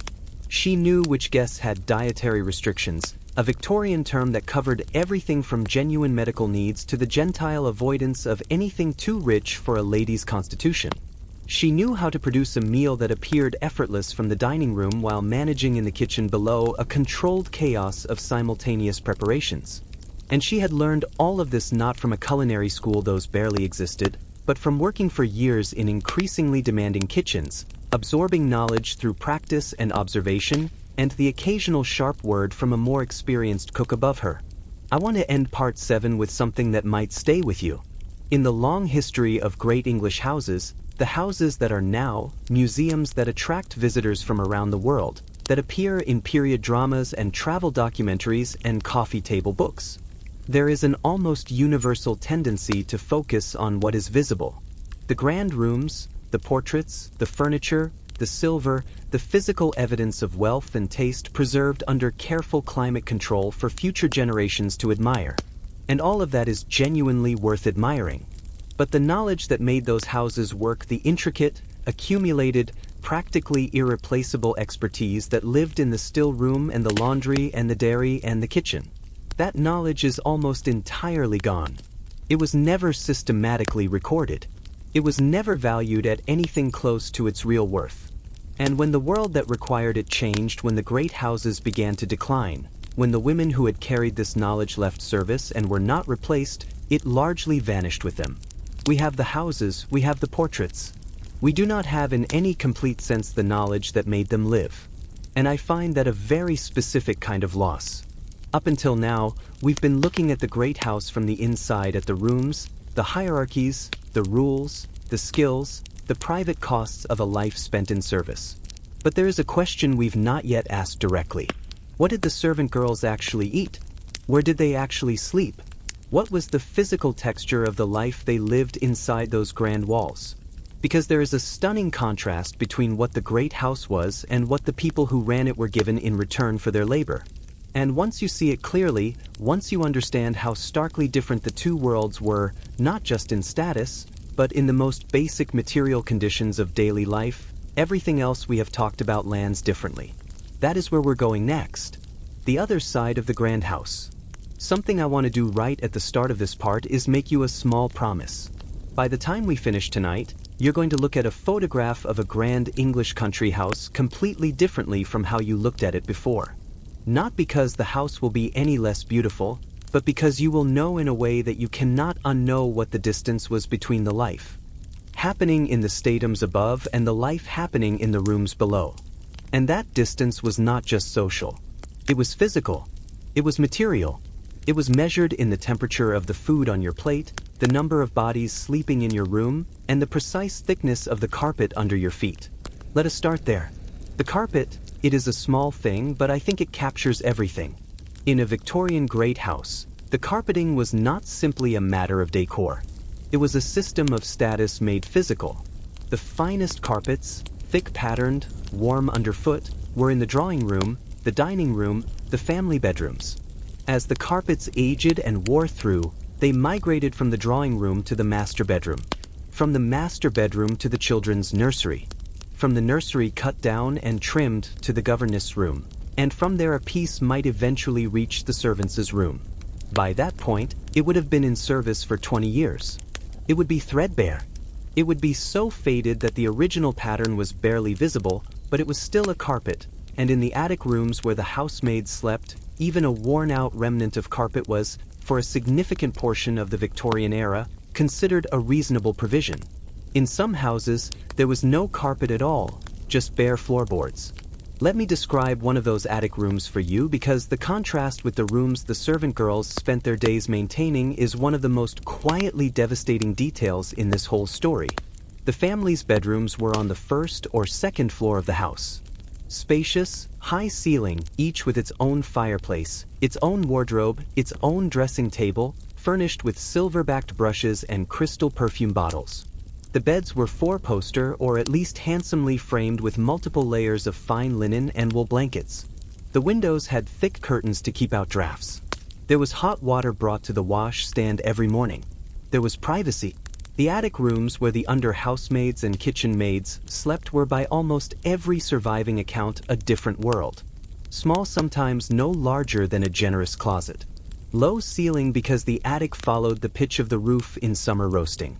In winter, as cold as the outside temperature, because the attic was the last place in the house that any heat reached. The furniture was, as one Victorian writer described it, the rejects of the downstairs rooms. Whatever chair or chest of drawers had been replaced in the family's rooms and sent upstairs rather than disposed of. The bed iron-framed straw or flock mattress was sometimes shared between two girls, not because the household was particularly poor, but because two girls in one attic room was simply the standard arrangement in many houses, and privacy, there was almost none. Everything that happened in that room, the brief minutes of quiet before sleep, the early morning dressing, the rare moments of personal time happened in the company of whoever else slept there. There is a detail in one historical account of servants' quarters in a London town mansion that I find genuinely striking. The account from the early Victorian period describes a household where the footman, the male servant, slept 2, 3, or 4 to a small room in the basement on what were called truckle beds, low folding beds that could be pushed under larger furniture when not in use. These rooms needed artificial light almost continuously because the basement windows were so small and so close to ground level that natural daylight barely penetrated. Imagine that for a moment. You sleep in a room that requires a lamp during the day. You wake at 5 or 6 in the morning to go upstairs and light fires that will warm rooms flooded with morning light. You spend your working hours in the bright, airy parts of the house. And then you return to the dark. Now, let us talk about food because this is the part that I find myself returning to when I want to understand the texture of servant life at its most concrete. The family's meals were depending on the household, the cook, and the family's social aspirations, impressive productions. Breakfast alone in a well-run Victorian household might include porridge eggs, several varieties of fish, bacon, and sausages, cold meats, fresh bread, rolls, preserves, and coffee. A formal dinner service could run to 7 or 8 courses over several hours: soup, fish entree, a joint of meat game, a sweet, a savory, and dessert. And across all of this, across the courses, the silver, the polished crystal, the carefully pressed tablecloths, there was almost always more food than the family and their guests could eat. Which is where the servant food story gets genuinely interesting, because the leftover system was for the experienced servant one of the genuine consolations of the job. The food that came back from the dining room after a dinner party, the cold chicken that had not been touched, the slice of pheasant that a guest had barely started the ices, and sullets that could not be stored, all of it made its way downstairs. And in households where this system worked generously, the servant's supper after a grand dinner could be, in the words of one account, a surprisingly excellent meal. Cold venison, pieces of elaborate dessert, scraps of dishes that the servants would never have encountered at home in their villages. One description I came across talked about servants who, having grown up on bread and potatoes, tasted their first pheasant from the remnants of a family dinner. There is something both wonderful and terrible about that image. Wonderful because, yes, they ate well sometimes. Terrible because, well, was defined entirely by what the family had chosen not to finish. The regular diet, however, what the servants ate on the ordinary days that made up the vast majority of their lives, was something considerably plainer. Breakfast in the servants' hall typically meant bread, possibly porridge and tea. The main dinner taken in the middle of the day was a plain meat and vegetable meal. Roast mutton, Irish stew, occasionally herring, or other inexpensive fish served with seasonal vegetables from the kitchen garden. Supper in the evening was simpler. Still, cold meat bread, rice pudding or sweat pudding. There was beer in many households, small beer, low alcohol, but a standard provision. Tea was universal. Everything else depended entirely on the generosity of the housekeeper and the cook. And here is the thing about that dependency. The housekeeper controlled the store cupboards. She controlled the quantities of food allocated to the servants' hall. She controlled who got what, when, and how much. In a house with a generous housekeeper, the servants ate decently and consistently. In a house with a strict or mean-spirited one, the girls at the bottom of the hierarchy, the tweenie, the scullery maid, the youngest kitchen maid might find. Their portions had been cut, their bread slightly stale, their tea made from leaves that had already been used once upstairs. There is a 1919 report from the Advisory Women's Committee on what was then called the domestic service problem. A government inquiry into why young women were increasingly refusing to enter service that noted with careful understatement that the difference in quality between the food served in the dining room and the food served in the servants' hall was another class distinction which leads to a spirit of bitterness. A spirit of bitterness. That is a very measured way of saying the women who cooked the family's food at something demonstrably worse. I want to ask you something that I think gets to the heart of this. Have you ever worked very hard at a job, really worked physically for hours, and then been expected to feel grateful for the conditions you worked in? Because that is the emotional logic that ran the below-stairs world. The servants were expected to understand that their food, their room, and their keep were part of their compensation, not simply what they were owed in exchange for the work they did, but a form of generosity from the family. They were being housed. They were being fed. They had a position. And when the servants' rooms were damp and cold, and the food was plain and monotonous, this framing made it very difficult to articulate a grievance, because to complain was to seem ungrateful, and ungrateful servants did not receive good character references, and without a character reference, as we established in Part 4, there was very little you could do. There was one exception to the general plainness of servant life that I think deserves its own moment. The servants' ball. Once a year, or sometimes once a season in the most generous households, the family would hold a party for the below-stairs staff. The servants' hall would be cleared and decorated. The food on offer was for this one night genuinely festive roast meats, rich sauces, tarts and jellies, and bland mage punch. There was music, there was dancing, and the family and many households actually attended, not as equals, but as benevolent observers, moving through the hall to speak with their staff, accepting toasts, performing the gracious role of the generous employer. There are accounts that describe these evenings with genuine warmth. The one night when the strict geography of the house dissolved slightly. The one night when the scullery maid could stand in the decorated servants' hall and eat something that bore some resemblance to what went upstairs every evening. The one night when the whole below-stairs world paused, breathed, and remembered that it was made of people. And then Monday morning came and it was 5 o'clock again. There is one more dimension of daily life I want to spend a moment with because it seems small but carries a surprising amount of weight. Sunday for most servant girls' Sunday was the only day that offered anything resembling personal time, but personal time is perhaps a generous description. In the Victorian era, the expectation was that servants would attend church as a household unit, walking to the local parish together, sitting in the back pews, or the gallery, separated from the family by exactly the correct distance. They did not choose which service to attend. They did not choose whether to go. Even employers who are themselves barely observant sent their servants to church, partly out of genuine religious feeling, and partly one suspects because a servant at church was a servant whose whereabouts were known and accounted for. After the morning service, there might be a half-afternoon to oneself, from roughly 2 o'clock until supper time, maybe 4 hours, in which a young woman, who had been on her feet since 5 o'clock in the morning, 6 days out of 7, could walk into the village, write a letter home, or simply sit somewhere quiet and exist as herself for a few hours before the week began again. Those hours matter to me in a way I find difficult to fully articulate. Think about what they represent. 4 hours a week of genuine selfhood in the middle of a life structured almost entirely around the service of others. For hours to be a daughter or a friend or simply a young woman who liked the feel of the afternoon sun and wanted to sit by a river for a little while. For many of the girls in service, those Sunday hours were not just rest. They were the proof that they existed outside the house. They were the evidence that there was a self that the household had not entirely consumed, and the tenacity with which they held on to that small space, the way they found small extensions of it, small freedoms within it, small acts of life within the rigid frame of service, is something I find genuinely moving. We have spent a lot of time now inside the walls of the great house, inside the cold and the food and the hierarchy and the rules and the rooms.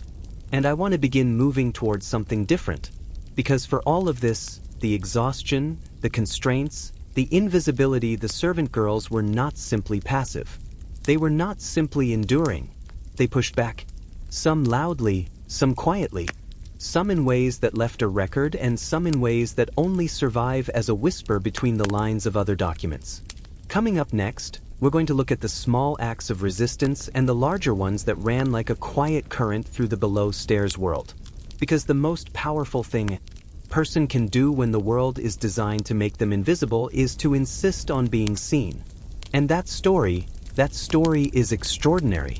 There is a word that started appearing with increasing frequency in the household management literature of the 1880s, and by the Edwardian era it had become something close to a national obsession among the employing classes. The word was problem, as in the servant problem. Column after column in newspapers, articles in women's magazines, letters to editors from frustrated mistresses, pamphlets from household management consultants, all of them circling the same complaint dressed up in various polite phrasings. Servants were harder to find. Servants were less reliable than they used to be. Servants seemed to think they had opinions. Servants were, in the precise language of one late Victorian household manual, written for the employing classes, no longer displaying what the author called the proper spirit of deference. I find that phrase absolutely extraordinary. The proper spirit of deference, as if deference were not something that had to be earned or negotiated or maintained through fair treatment, but simply a natural condition that well-ordered servants ought to possess the way the silver possessed its shine. And the fact that this spirit was apparently fading, apparently draining out of the below-stairs world like water through a cracked pot, was considered a social crisis, not a sign that conditions needed to improve. A social crisis. What was actually happening, if we step back from the alarmed language of the employers and look at it plainly, was something far less mysterious than a crisis. The women who had historically had no choice but to enter domestic service were beginning slowly, unevenly in certain places, faster than others, to have other choices. From the 1880s onward, the expansion of manufacturing and retail created alternatives. A girl who might previously have entered service as her only respectable option could now in an industrial town work in a factory or a shop.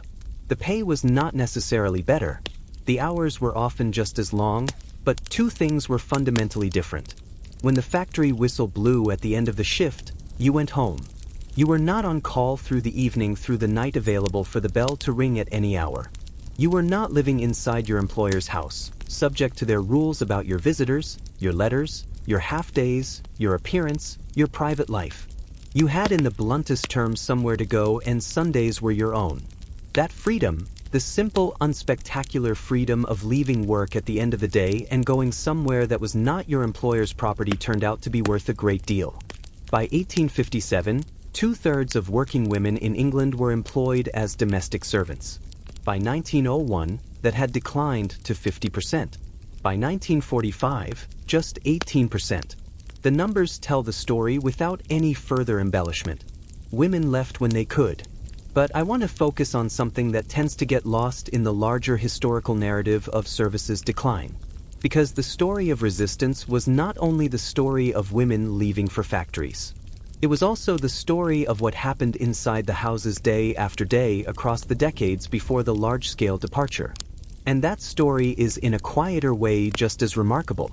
Let me introduce you to Margaret Powell. Margaret was born in 1907 in Hovive, a seaside town on the southern coast of England, the second child in a family of 7. Her childhood was marked by a poverty that was ordinary and pervasive, not quite starvation, but a persistent awareness that other families had more than hers did. She was clever. She won a scholarship to a better school, but the scholarship could not pay for food, and at 13 she left education behind and went to work. At 15, she entered service as a kitchen maid in one of the great houses of London. What happened over the following years, and what she eventually wrote about in her memoir published in 1968 under the title Below Stairs, is one of the most vividly honest accounts of the below-stairs world that has ever been set down. And what makes Margaret's story different from a simple chronicle of hardship is her voice. She was angry, not in a self-pitying way, in a clear-eyed, frequently funny, completely undeceived way. She saw the house around her exactly as it was. She saw the people above stairs exactly as they were, and she refused at the most fundamental level to pretend otherwise. Margaret described arriving at her first position with a mix of nerves and curiosity, and finding quickly that the reality of life as a kitchen maid was, as she put it in her own words, not quite what the advertisements had implied. The work was relentless. The conditions were exactly as we have described across the story. But what Margaret did, and this is the thing that makes her account so valuable, is resist the framing. The framing that told her she should feel grateful. The framing that told her the family was doing her a kindness by employing her. The framing that told her a decent girl would not complain about ironing the master's bootlaces or blacking the kitchen range at 5:30 in the morning. She did not accept that framing. She did not believe in her bones that this was the natural order of things, and that refusal, quiet, internal, not yet political, was itself a form of resistance. Margaret changed jobs regularly, not recklessly, not carelessly, but deliberately. Whenever a position became intolerable, she used her growing skill and her improving references to move to a better household. She understood very clearly that in a world where servants were the ones who were supposed to defer and adapt, choosing to leave was one of the few genuine acts of agency available to her. I keep in contact with the girls from my last position. She wrote later describing how she maintained a network of former colleagues who shared information about which households were well run and which were to be avoided. This network was not formal. It had no name, no rules, no structure, but it was real and it functioned in practical terms as something that the employing classes understood very well and found thoroughly inconvenient because employers who treated their servants badly got talked about, and girls with options steered around them. That informal network, that quiet flow of information between servants across households through letters and Sunday afternoon conversations and whispered exchanges at church is one of the most underappreciated features of the below-stairs world. Here is something I want to ask you. Have you ever had a job where you knew through a network of colleagues which managers were fair and which were not? Which departments were worth applying for and which were traps? Which companies paid on time and treated people decently and which ones promised much and delivered nothing? Of course, every working person does this. It is the informal intelligence that makes a labor market function as something other than pure exploitation. And the servant girls of Victorian and Edwardian England were doing exactly the same thing inside a much harsher set of constraints. They were sharing information. They were warning each other. They were collectively creating a kind of accountability for employers that no formal legal mechanism provided. It was not trade unionism. Trade union organization was, as one historian noted in a scholarly journal from 1974, considered unthinkable for servants in the legal and social framework of the time. But it was its own form of collective intelligence, and it worked. The job hopping itself, which employers decried as unreliability and lack of loyalty, was from the servant's perspective something more intentional than it looked. Margaret Powell described the calculation involved with characteristic frankness. You timed your departure carefully. You gave enough notice to get a decent character reference. You did not leave so abruptly that the cook or the housekeeper or whoever controlled your reference could legitimately complain. And then you moved to a household where the wages were slightly higher or the housekeeper was known to be fair or the attic rooms had a fireplace or the mistress was the kind of woman who gave a civil good morning to the kitchen maid. These were not grand aspirations. They were small and specific and completely human. And the fact that employers found them maddening suggests more clearly than any labor history text could just how much of the system's functioning had depended on the servants having nowhere else to go. But I want to be careful here not to present resistance as something that was always available, always chosen, always triumphant, because for every Margaret Powell who navigated the world of service with wit and strategic intelligence and eventually got out, there were many more women who could not. Women in rural areas far from factories and shops for whom service remained the only viable option for decades. Women who are isolated by geography or by the particular vulnerability of their family's poverty or by the way certain employers specifically sought out the most dependent girls, the ones least likely to have local family who might offer an alternative. One employment agent described in a late Victorian household management source was quite candid about the preference for country girls over London girls. Specifically, because country girls were, in the agent's words, more docile, more tractable, less likely to know their options, less likely to push back. The resistance that was possible for some women was not possible for all. And that truth needs to sit alongside the inspiring story of the women who found ways to push, because the inspiring story is not the whole story. There were also in this period women who took their resistance somewhere else entirely beyond the household into the world. From the 1880s onward, as the suffrage movement gathered force in Britain, women from every class began asking a question that the ruling system was not prepared to answer. And some of the women who asked it most loudly were women who had spent years invisible in great houses. Women who had watched from behind the wall paneling and through the barely open service door, the confident daily life of people who believed they were born to rule. Women who had carried coal to warm the rooms of men who decided the laws. Women who had pressed the shirts of members of parliament who voted against women's right to vote. Women who had, in other words, every possible reason to find the existing political order personally and specifically offensive. Not all servant women became suffragettes. Not all of them had the time, the access, or the safety to participate in public political action. But the movement for women's suffrage drew support from across the class structure and to the experience of domestic service. The experience of being considered useful but not fully human, present but not visible, essential but not valued had given many women a very precise vocabulary for describing what political exclusion felt like in the body. And then in 1914 the world changed. When the First World War began, it took from the great houses something that no amount of household management guidance could replace. It took the people. Young men left for the front.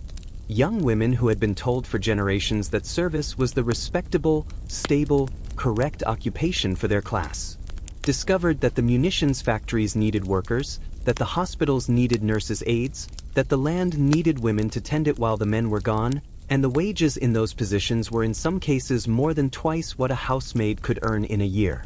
More than that, those positions came without a housekeeper's key turning in the corridor lock, without the no-followers rule, without the obligation to press yourself against the wall when the family walked by. The great houses began to empty.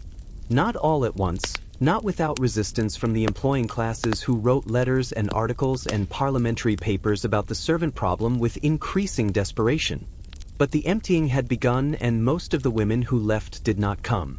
But I want to close this part with something that feels to me like the essential truth of everything we've been discussing. Resistance does not always look like revolution. Sometimes it looks like Margaret Powell keeping contact with the under-housemaid from her last position so they could share information about where it was safe to work. Sometimes it looks like a laundry maid taking slightly longer than necessary over a difficult stain because no one was timing her, and the extra 20 minutes were hers. Sometimes it looks like a girl who'd been renamed Mary by 3 successive households insisting in letters home on signing her own name. Sometimes it looks like simply surviving getting through the years. Getting out when you could, telling someone the truth about what it was like when you finally had the chance. And the fact that Margaret Powell's Below Stairs became a bestseller when it was published in 1968. The fact that Julian Fellowes, creator of Downtown Abbey, credited it as a direct inspiration. The fact that it inspired Jean Marsh to create the television series Upstairs. Downstairs tells you something important. The story had been waiting for decades for someone to tell it plainly without apology, with wit and anger and full humanity intact.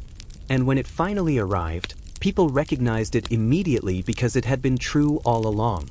We're getting close to the end of this story now. We have walked through the morning darkness and the cold scullery and the attic rooms.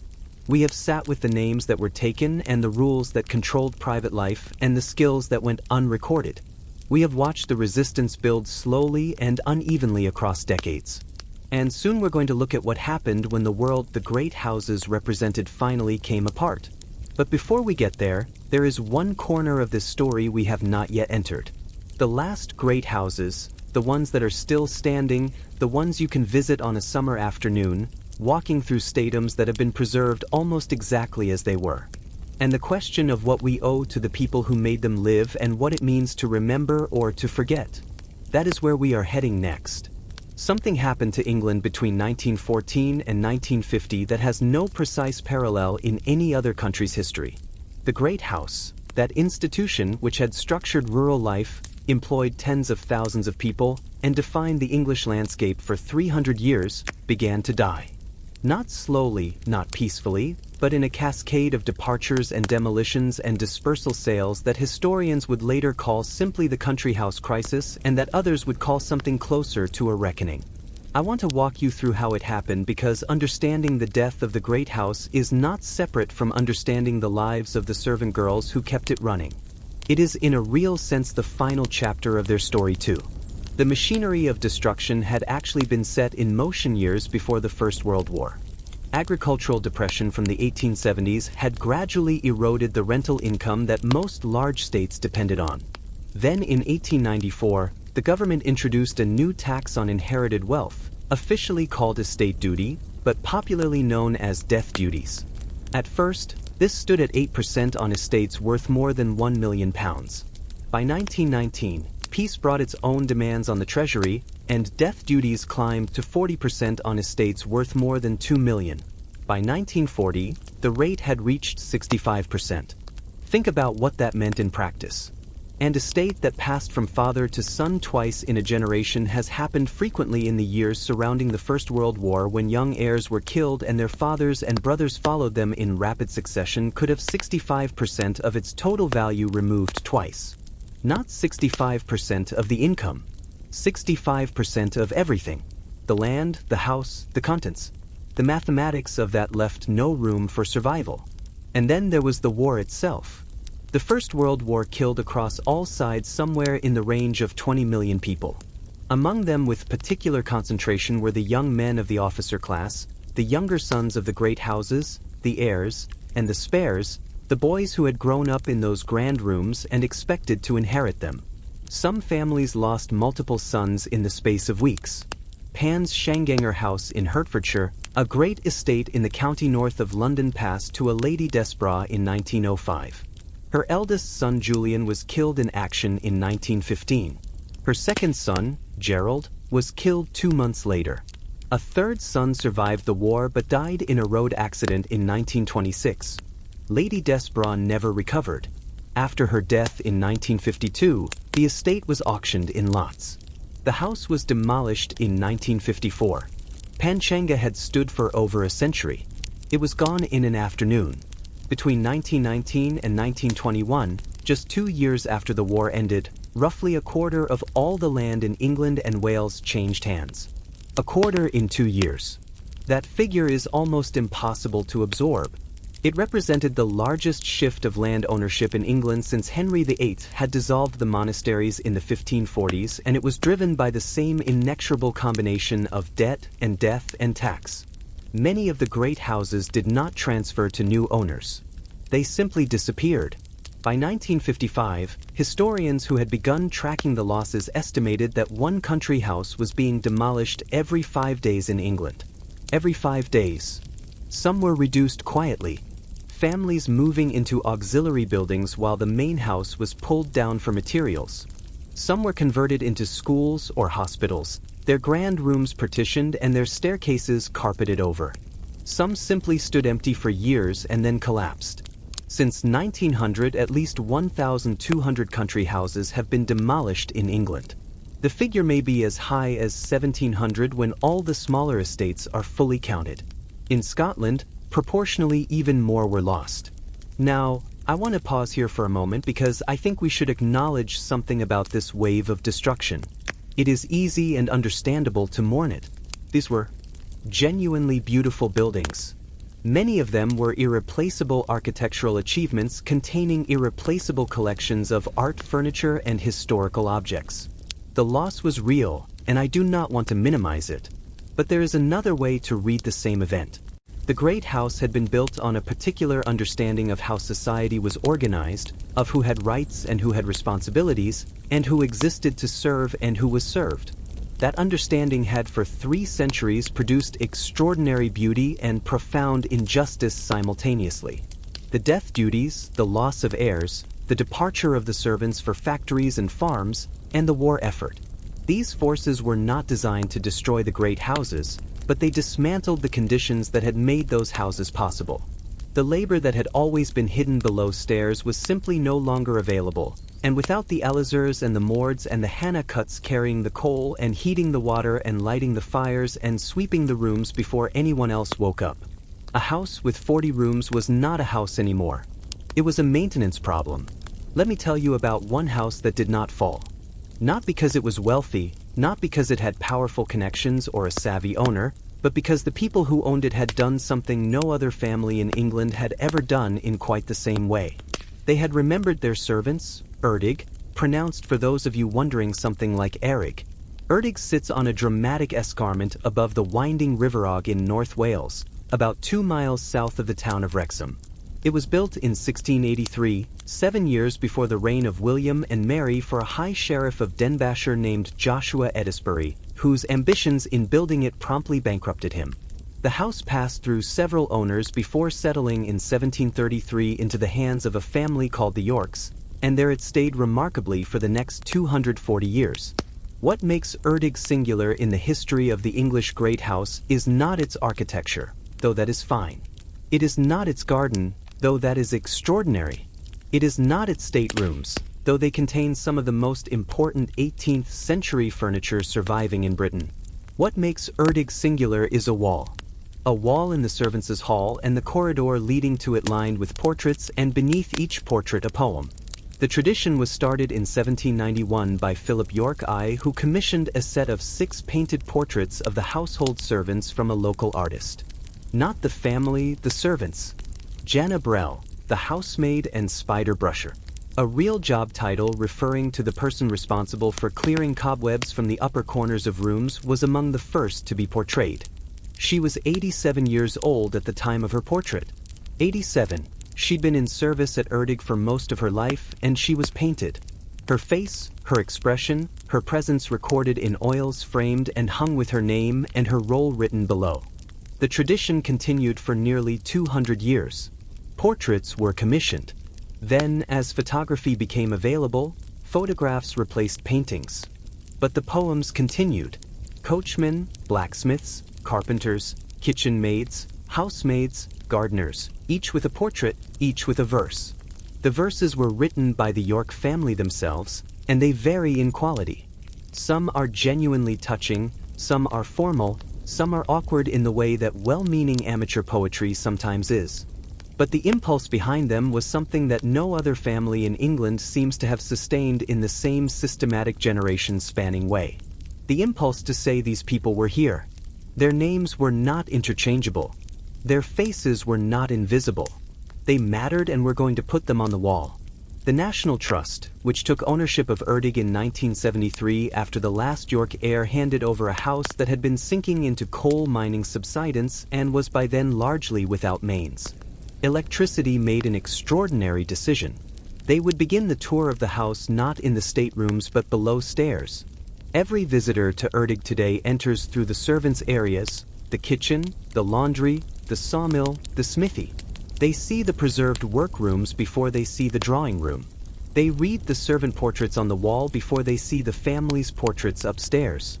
It is, if you think about it, a quiet, revolutionary act in the way heritage is presented. The people who did the work are shown first. I want to ask you something. Have you ever visited a historic house, maybe Versailles or one of the great English estates, or a colonial mansion in Virginia, or a plantation house somewhere in the American South, and found yourself thinking about who actually cleaned that place, who polished those floors, who washed those curtains, who carried the food from the kitchen to the table? I think most of us at some level ask these questions when we walk through these beautiful places. We sense the invisible labor embedded in the building, but our eyes are guided very consistently toward the family. The portraits on the walls are the portraits of the people who own the house. The stories printed in the guidebooks are the stories of the people who had the wealth to commission the building and fill it with art. The servants, their quarters, their names, their stories are almost always, even today, the afterthought, the footnote, the section at the end of the guidebook marked life below stairs. Erdig inverts that, and nothing else quite like it exists anywhere in the world. The 1974 exhibition at the Victoria and Albert Museum in London, titled simply "The Destruction of the Country House," was a watershed moment in how the British public understood what had been lost. The exhibition documented for the first time in a comprehensive and emotionally devastating way the scale of the demolitions. Photographs of houses before and after. Architectural drawings of buildings that no longer existed, records of contents dispersed at auction, paintings that had been in the same room for 200 years, now scattered across dealers' rooms and foreign collections. It caused something close to national shock, and it helped catalyze a movement that eventually saved many of the houses that had not yet been lost through national trust acquisition, through preservation legislation, through a genuine change in public feeling about what these buildings represented. By 1992, 600 stately homes were being visited annually by 50 million members of the paying public. The great houses, or what remained of them, had become a form of national memory. But here is the question I keep returning to. Whose national memory? When those 50 million visitors walked through the staterooms of Chatsworth and Benheim and Longueuil, when they admired the portraits and the furniture and the perfectly maintained gardens, what story were they being told? The family story in the main. The story of the people who had owned the building and filled it with beautiful things. The story of the lord who'd been at court and the lady who had redecorated the drawing room in 1790 and the son who had fought at Waterloo and come home to hang his portrait on the landing. Those are real stories. They deserve to be told. But the other story, the story of the girl who came through the servants' entrance at 13 years old with a small wooden box containing everything she owned, who spent years making those rooms beautiful and invisible at the same time, who might have been renamed Mary or Jane or Eliza, and whose own name appears, if it appears at all, in a wage book entry with no dates and no context and no portrait on the wall. That story is told in very few places. Erdig is one of them. Margaret Powell's Below Stairs is one of them. Hannah Colwick's diaries preserved at Trinity College are one of them. The oral histories in local archives across England and Scotland and Ireland are scattered pieces of it. This video, I hope, is part of it too. We are nearing the end of this story, but we are not quite there yet, because I want to spend the final parts of tonight with something that feels to me like the most important question this whole series has been building toward. Not just what happened to these women, not just what they endured, but what their lives mean for how we understand ourselves now. What the hidden work of servant girls tells us about value and visibility, and the kind of labor that sustains every society in every era, and that is still in many places and in many forms the least acknowledged and the least rewarded. Because the servant girl may be gone from the great house, but the hidden work she did that never really went away, it just changed shape. And the next part of this story is about that shape. At some point during this series, you may have found yourself asking a question that I think is worth naming directly. Why does this matter now? Not in a dismissive way, in the genuine way. What is a story about Victorian servant girls, their cold attic rooms and their interchangeable names and their 5 o'clock mornings and their china thin fragility within a system that was not designed to protect them? What does any of that have to do with the world you're living in right now? I want to try to answer that not with a lecture, but with a few numbers, and then with something that I think will stay with you right now. Today there are approximately 76 million domestic workers in the world. 76 million. More than the entire population of France. Roughly 80% of them are women.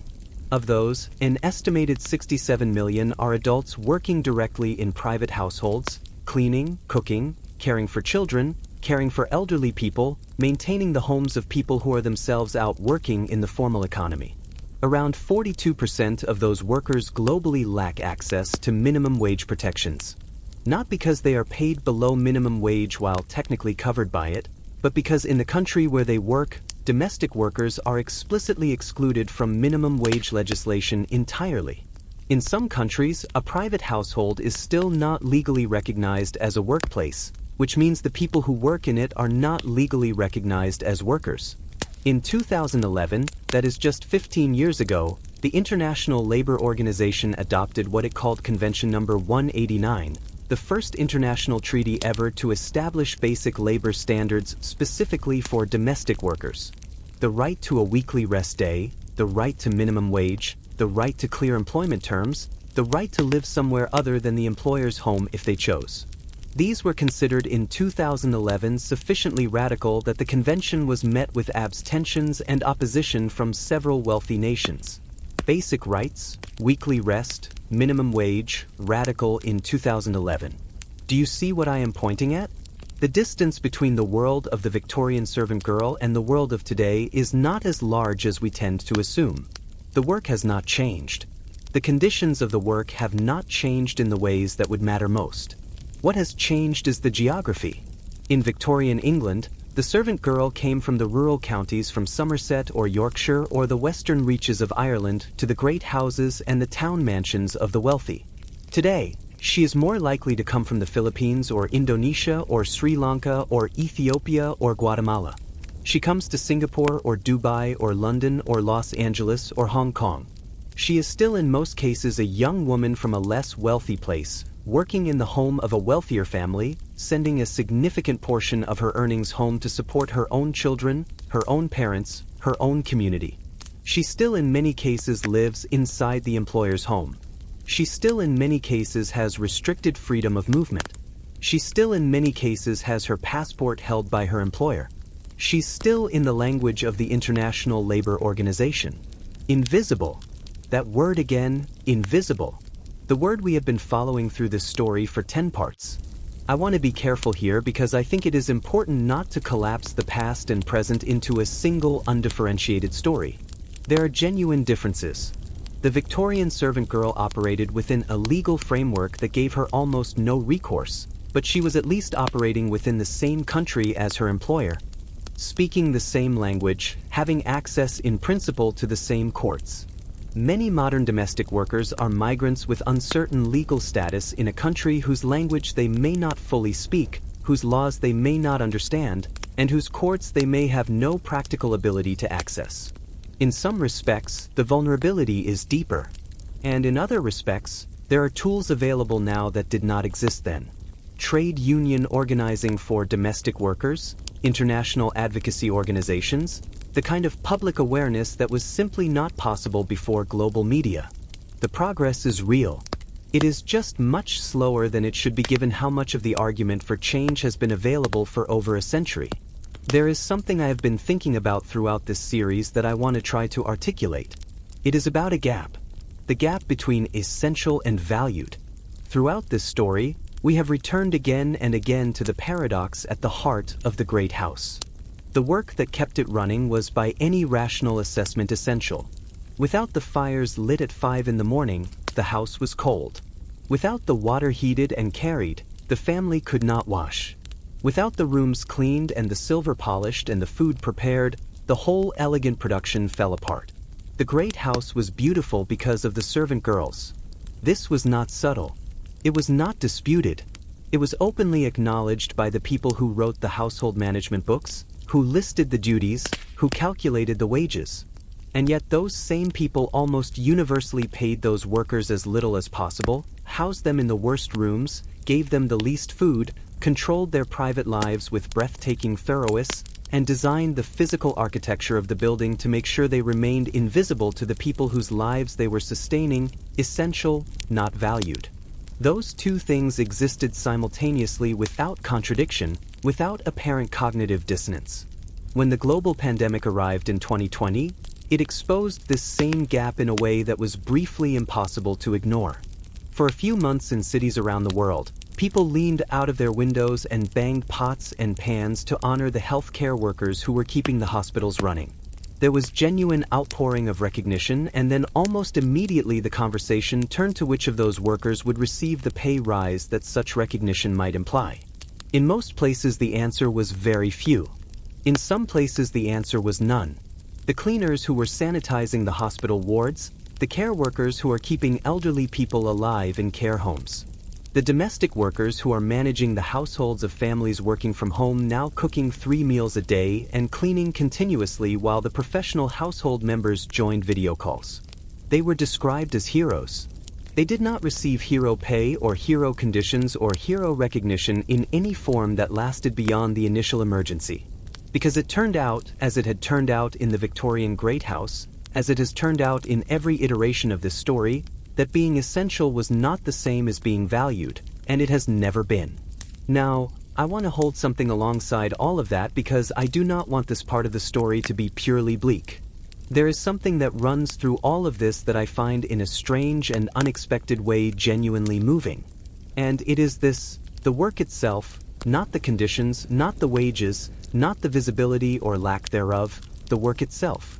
When Maud stood in her cold scullery and came to feel over time that it was her space, when Hannah Colowick wrote in her secret diary about the satisfaction of a job well done, when Hannah Pett from Cocare wrote her own letter of application in her own hand setting out her skills, when Margaret Powell described with characteristic frankness and occasional hilarity the specific challenges and occasional pleasures of being genuinely good at difficult job.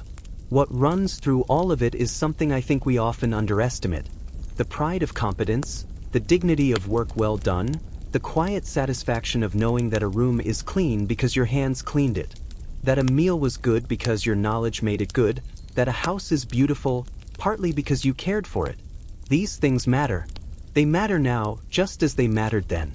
And one of the things I find most striking about the stories of servant women who left accounts of their lives, the memoirs, the oral histories, the diaries, is how often alongside the exhaustion and the resentment and the legitimate anger, there is also this other note, a kind of ownership, not legal ownership, the deeper kind, the ownership that comes from knowing a thing intimately because you have worked it with your hands. Let me tell you about a woman named Josephine. Josephine is not a Victorian servant. She's a domestic worker from the Philippines who came to work in a household in Hong Kong in the 1990s. Her story was collected as part of a research project on migrant domestic workers in East Asia. She describes arriving in a new city in a new country, knowing almost no one working in a household where she was the only employee. She describes the loneliness of the first months, which will sound familiar to anyone who's been following this series. She describes the restrictions on her movement outside the house, the way her employer monitored her phone calls, the particular kind of isolation that comes from living in someone else's home while not being part of their family. And she describes also the slow process of making herself at home in the work, learning the quirks of the kitchen, understanding what the children needed before they asked for it, finding the rhythm of the household and moving within it with confidence. She says something in the interview that has stayed with me. She says, "I know this house better than the family knows it. I know where everything is. I know what needs doing before it becomes a problem. I know how to keep it running. And that knowledge is mine. Matter what happens, they can't take that from me. That knowledge is mine." From Jane Isle, spider brusher at Erdig in 1791, who was painted and commemorated after a lifetime of service, to Josephine in Hong Kong in the 1990s, who is named in a research paper that most people will never read. What runs between them across 2 centuries is the same thing: the refusal to be entirely erased by the work, the insistence that the skill, the knowledge, the intimate understanding of the space, all of it belongs to the person who did the labor, not to the house, not to the family, to her. Something I want to ask you, and I ask it genuinely, not rhetorically. Is there someone in your life right now whose work makes your daily comfort possible and whose name you do not know? The person who cleans your office building? The person who delivers your groceries? The person who works the night shift in the care home where someone you love is living? I am not asking you to feel guilty. I am asking you to think about the gap between essential and valued, between present and visible, between the work that keeps the world running and the recognition that work receives. Because that gap did not close when the Victorian Great House system ended. It just changed shape. And the shape it takes now is in some ways harder to see than the shape it took then. At least in the Victorian servant's world, the architecture of the house was designed to make the labor invisible. The back stairs and the service corridors told you physically that this labor existed but should not be noticed. In the modern world, the invisibility is more thorough. We have simply decided at a cultural level that this category of work is not quite work in the fullest sense, not quite skilled, not quite complex, not quite worthy of the full apparatus of labor rights and social recognition that we have built for other forms of labor.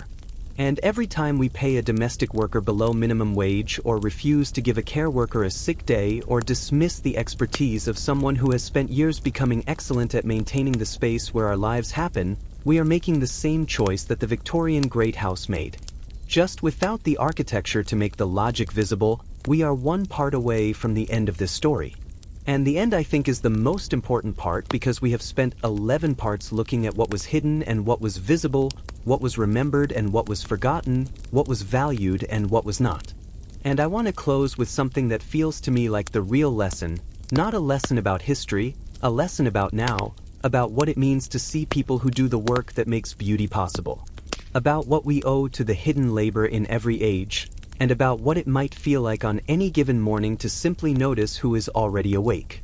We started this story in the dark, 5 o'clock in the morning, a house that has not yet woken up, a girl already on her knees before a cold fireplace coaxing a fire back to life so that the people upstairs would wake up warm.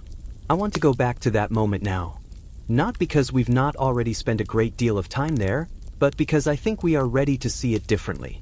When we started, what I asked you to notice was the work, the physical labor of it, the invisibility required, the precise engineering of a household morning designed so completely around the family's comfort that every trace of its own mechanism was hidden before anyone opened their eyes. I asked you to marvel at it in a way, the sheer scale and precision of it, and I hope you did. But what I want to ask you to notice now here at the end of this journey is not the work. It is the girl specifically, concretely. Not as a type, not as a category. As a person who was at 5 o'clock on a cold morning in the English countryside thinking something, feeling something. We do not know exactly what.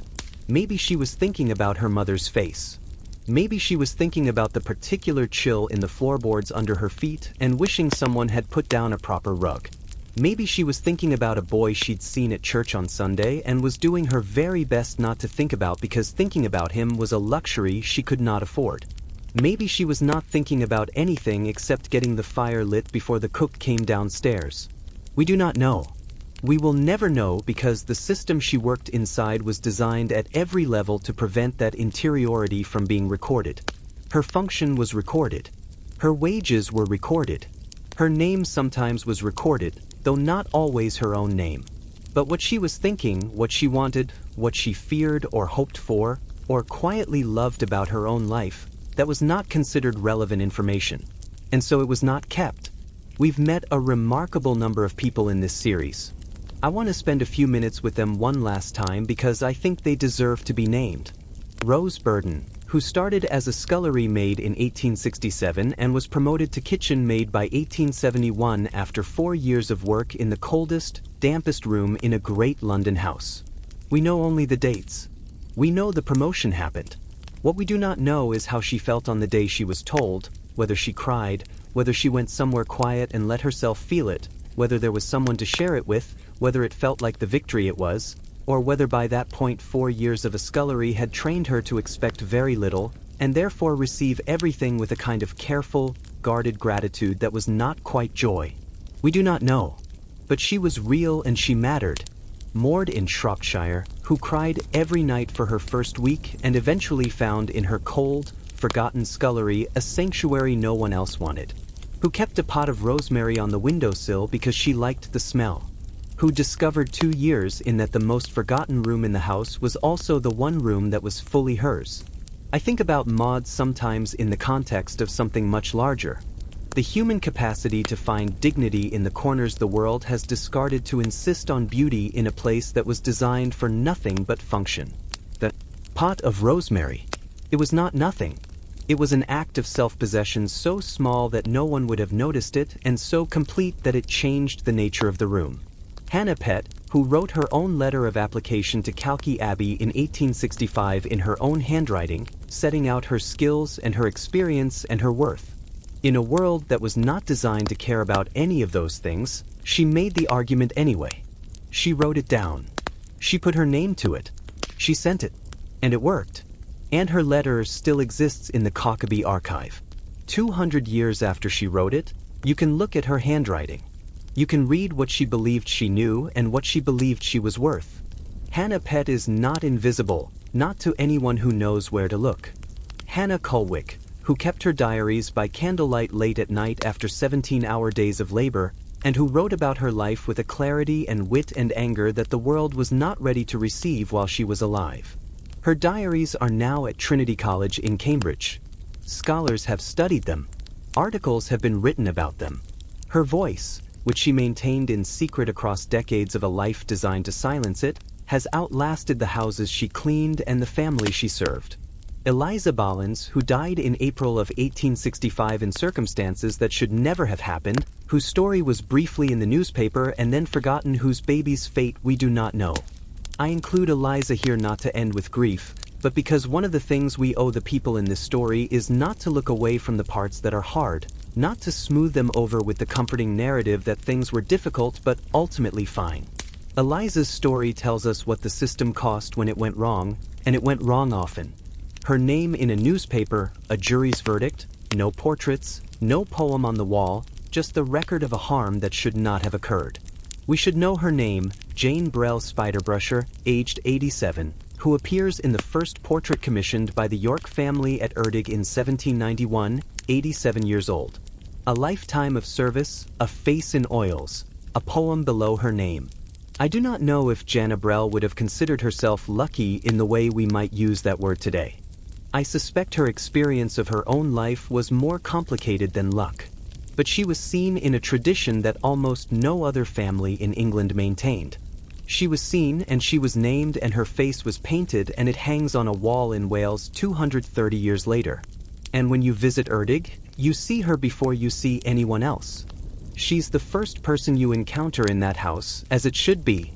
Margaret Powell, born in 1907 in Hovive, kitchen maid at 15, cook by her early 20s, wife of a milkman, mother of 3 sons, author of a memoir that when it was finally published in 1968, became a bestseller and sparked the creation of the television series that influenced the creator of Downton Abbey.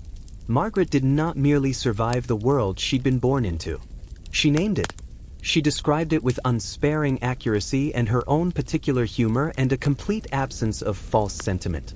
She understood that the world had not been designed to care about her story, and she told it anyway in her own words, in her own voice, as exactly herself.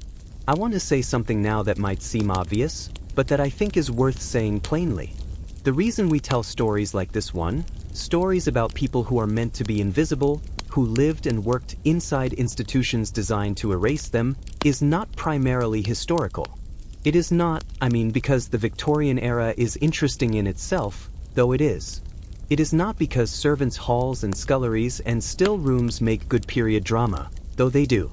It is because the question at the center of this story is a question that is still alive. And it is a very simple question. What does it mean to do the work that makes other people's lives beautiful? What do we owe to the people whose labor sustains us, whose skill we rely on, whose presence we depend on, and whose names we frequently do not know? I think about this question in a way that has changed since I started working on this series. I think about it when I am in a hotel room and the bed is made. I think about it when I walk into a public bathroom that someone has just cleaned. I think about it when the groceries are on my doorstep and I have not spoken to the person who brought them. I think about it when I am in a hospital corridor and a cleaner moves past me with a mop and I have to decide whether to meet their eyes or look away. And the question is not only should I say thank you. The question is larger. The question is, do I actually see them, not look at them, see them as people who are thinking something, feeling something, who have a life that extends beyond the function they are performing for me in this moment, who have names that are their own, who have knowledge and skill that they have spent years acquiring, who have somewhere behind them a story at least as complicated and interesting as mine.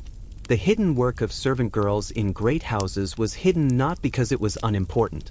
It was hidden because it was too important. Because a house built on the myth of its own effortlessness could not afford to acknowledge the labor that made the effortlessness possible. The fires had to appear to have lit themselves. The silver had to appear to have polished itself. The water had to appear to have arrived in the bedroom at exactly the right temperature by some magical domestic process that had nothing to do with a girl who'd been awake since 5. The beauty had to be seamless, and seamless beauty requires invisible labor. This is as true now as it was in 1890. The difference is that now we have the choice to see it. The architecture of the great house was designed to prevent you from noticing. Modern life has no such architecture. The people doing the hidden work are visible if we choose to look. The choice is ours. We've walked through a great deal of history together over the course of this series. We've been in the scullery at 5 in the morning and in the still room with the herbal distillation and in the attic bedroom that was too cold in winter and too hot in summer. We have sat with the names that were taken away and the rules that controlled private lives and the small fierce acts of resistance that ran beneath the surface of every household. We have watched the great houses rise to their extraordinary height and then in the course of a single century fall away. We have listened to Hannah Culwick writing in the dark. We have read Hannah Pett's letter in her own handwriting. We've heard Margaret Powell's voice on the page, funny and furious and entirely completely herself. And we followed the story forward past the country house crisis, past the demolitions, past the 1968 publication of Below Stairs, all the way to the 76 million domestic workers in the world today, whose situation carries more of the Victorian echo than most of us are comfortable acknowledging. That is the story, all of it. The beauty and the injustice and the skill and the eraser and the resistance and the things that were lost and the things that somehow survived. And now I want to ask you something personal. Is there someone in your life living or no longer living whose hidden work shaped yours? A grandmother who kept a household running with a precision and skill that was never called expertise. A parent who worked a job that put food on the table and was never given a title that reflected what it actually required. A person you have relied on and perhaps still rely on whose contribution to the conditions of your life you have not fully looked at. Maybe now is the moment not to feel guilty about it, but to look, to actually see it, to say even to yourself, even quietly, I know what this cost. I know what this was worth and I am not going to pretend otherwise. The last thing I want to leave you with tonight is something small. Something that given everything we have talked about might feel almost too small, but it has stayed with me. There is a record in the Erdig archive in among all those portraits and poems and wage books of a housekeeper named Harriet Rogers who drew up a list of prices for the servants' laundry. A practical document, a list of what it would cost to wash a shirt or a pair of stockings or a cap. Completely ordinary, the kind of document that survives by accident because someone filed it in a drawer and forgot about it and then never threw it out. Harriet Rogers, a price list. 200 years later in the archive at Erdig, researchers can hold that piece of paper and read her handwriting. They know something she never imagined they would know. They know the price she put on clean things, the value she assigned to the labor of keeping a household in order, numbers in her hand, evidence that she thought carefully about fairness, that she counted, that she wrote it down, that she named the work. The hidden work of servant girls in great houses was never as hidden as the great house wanted it to be.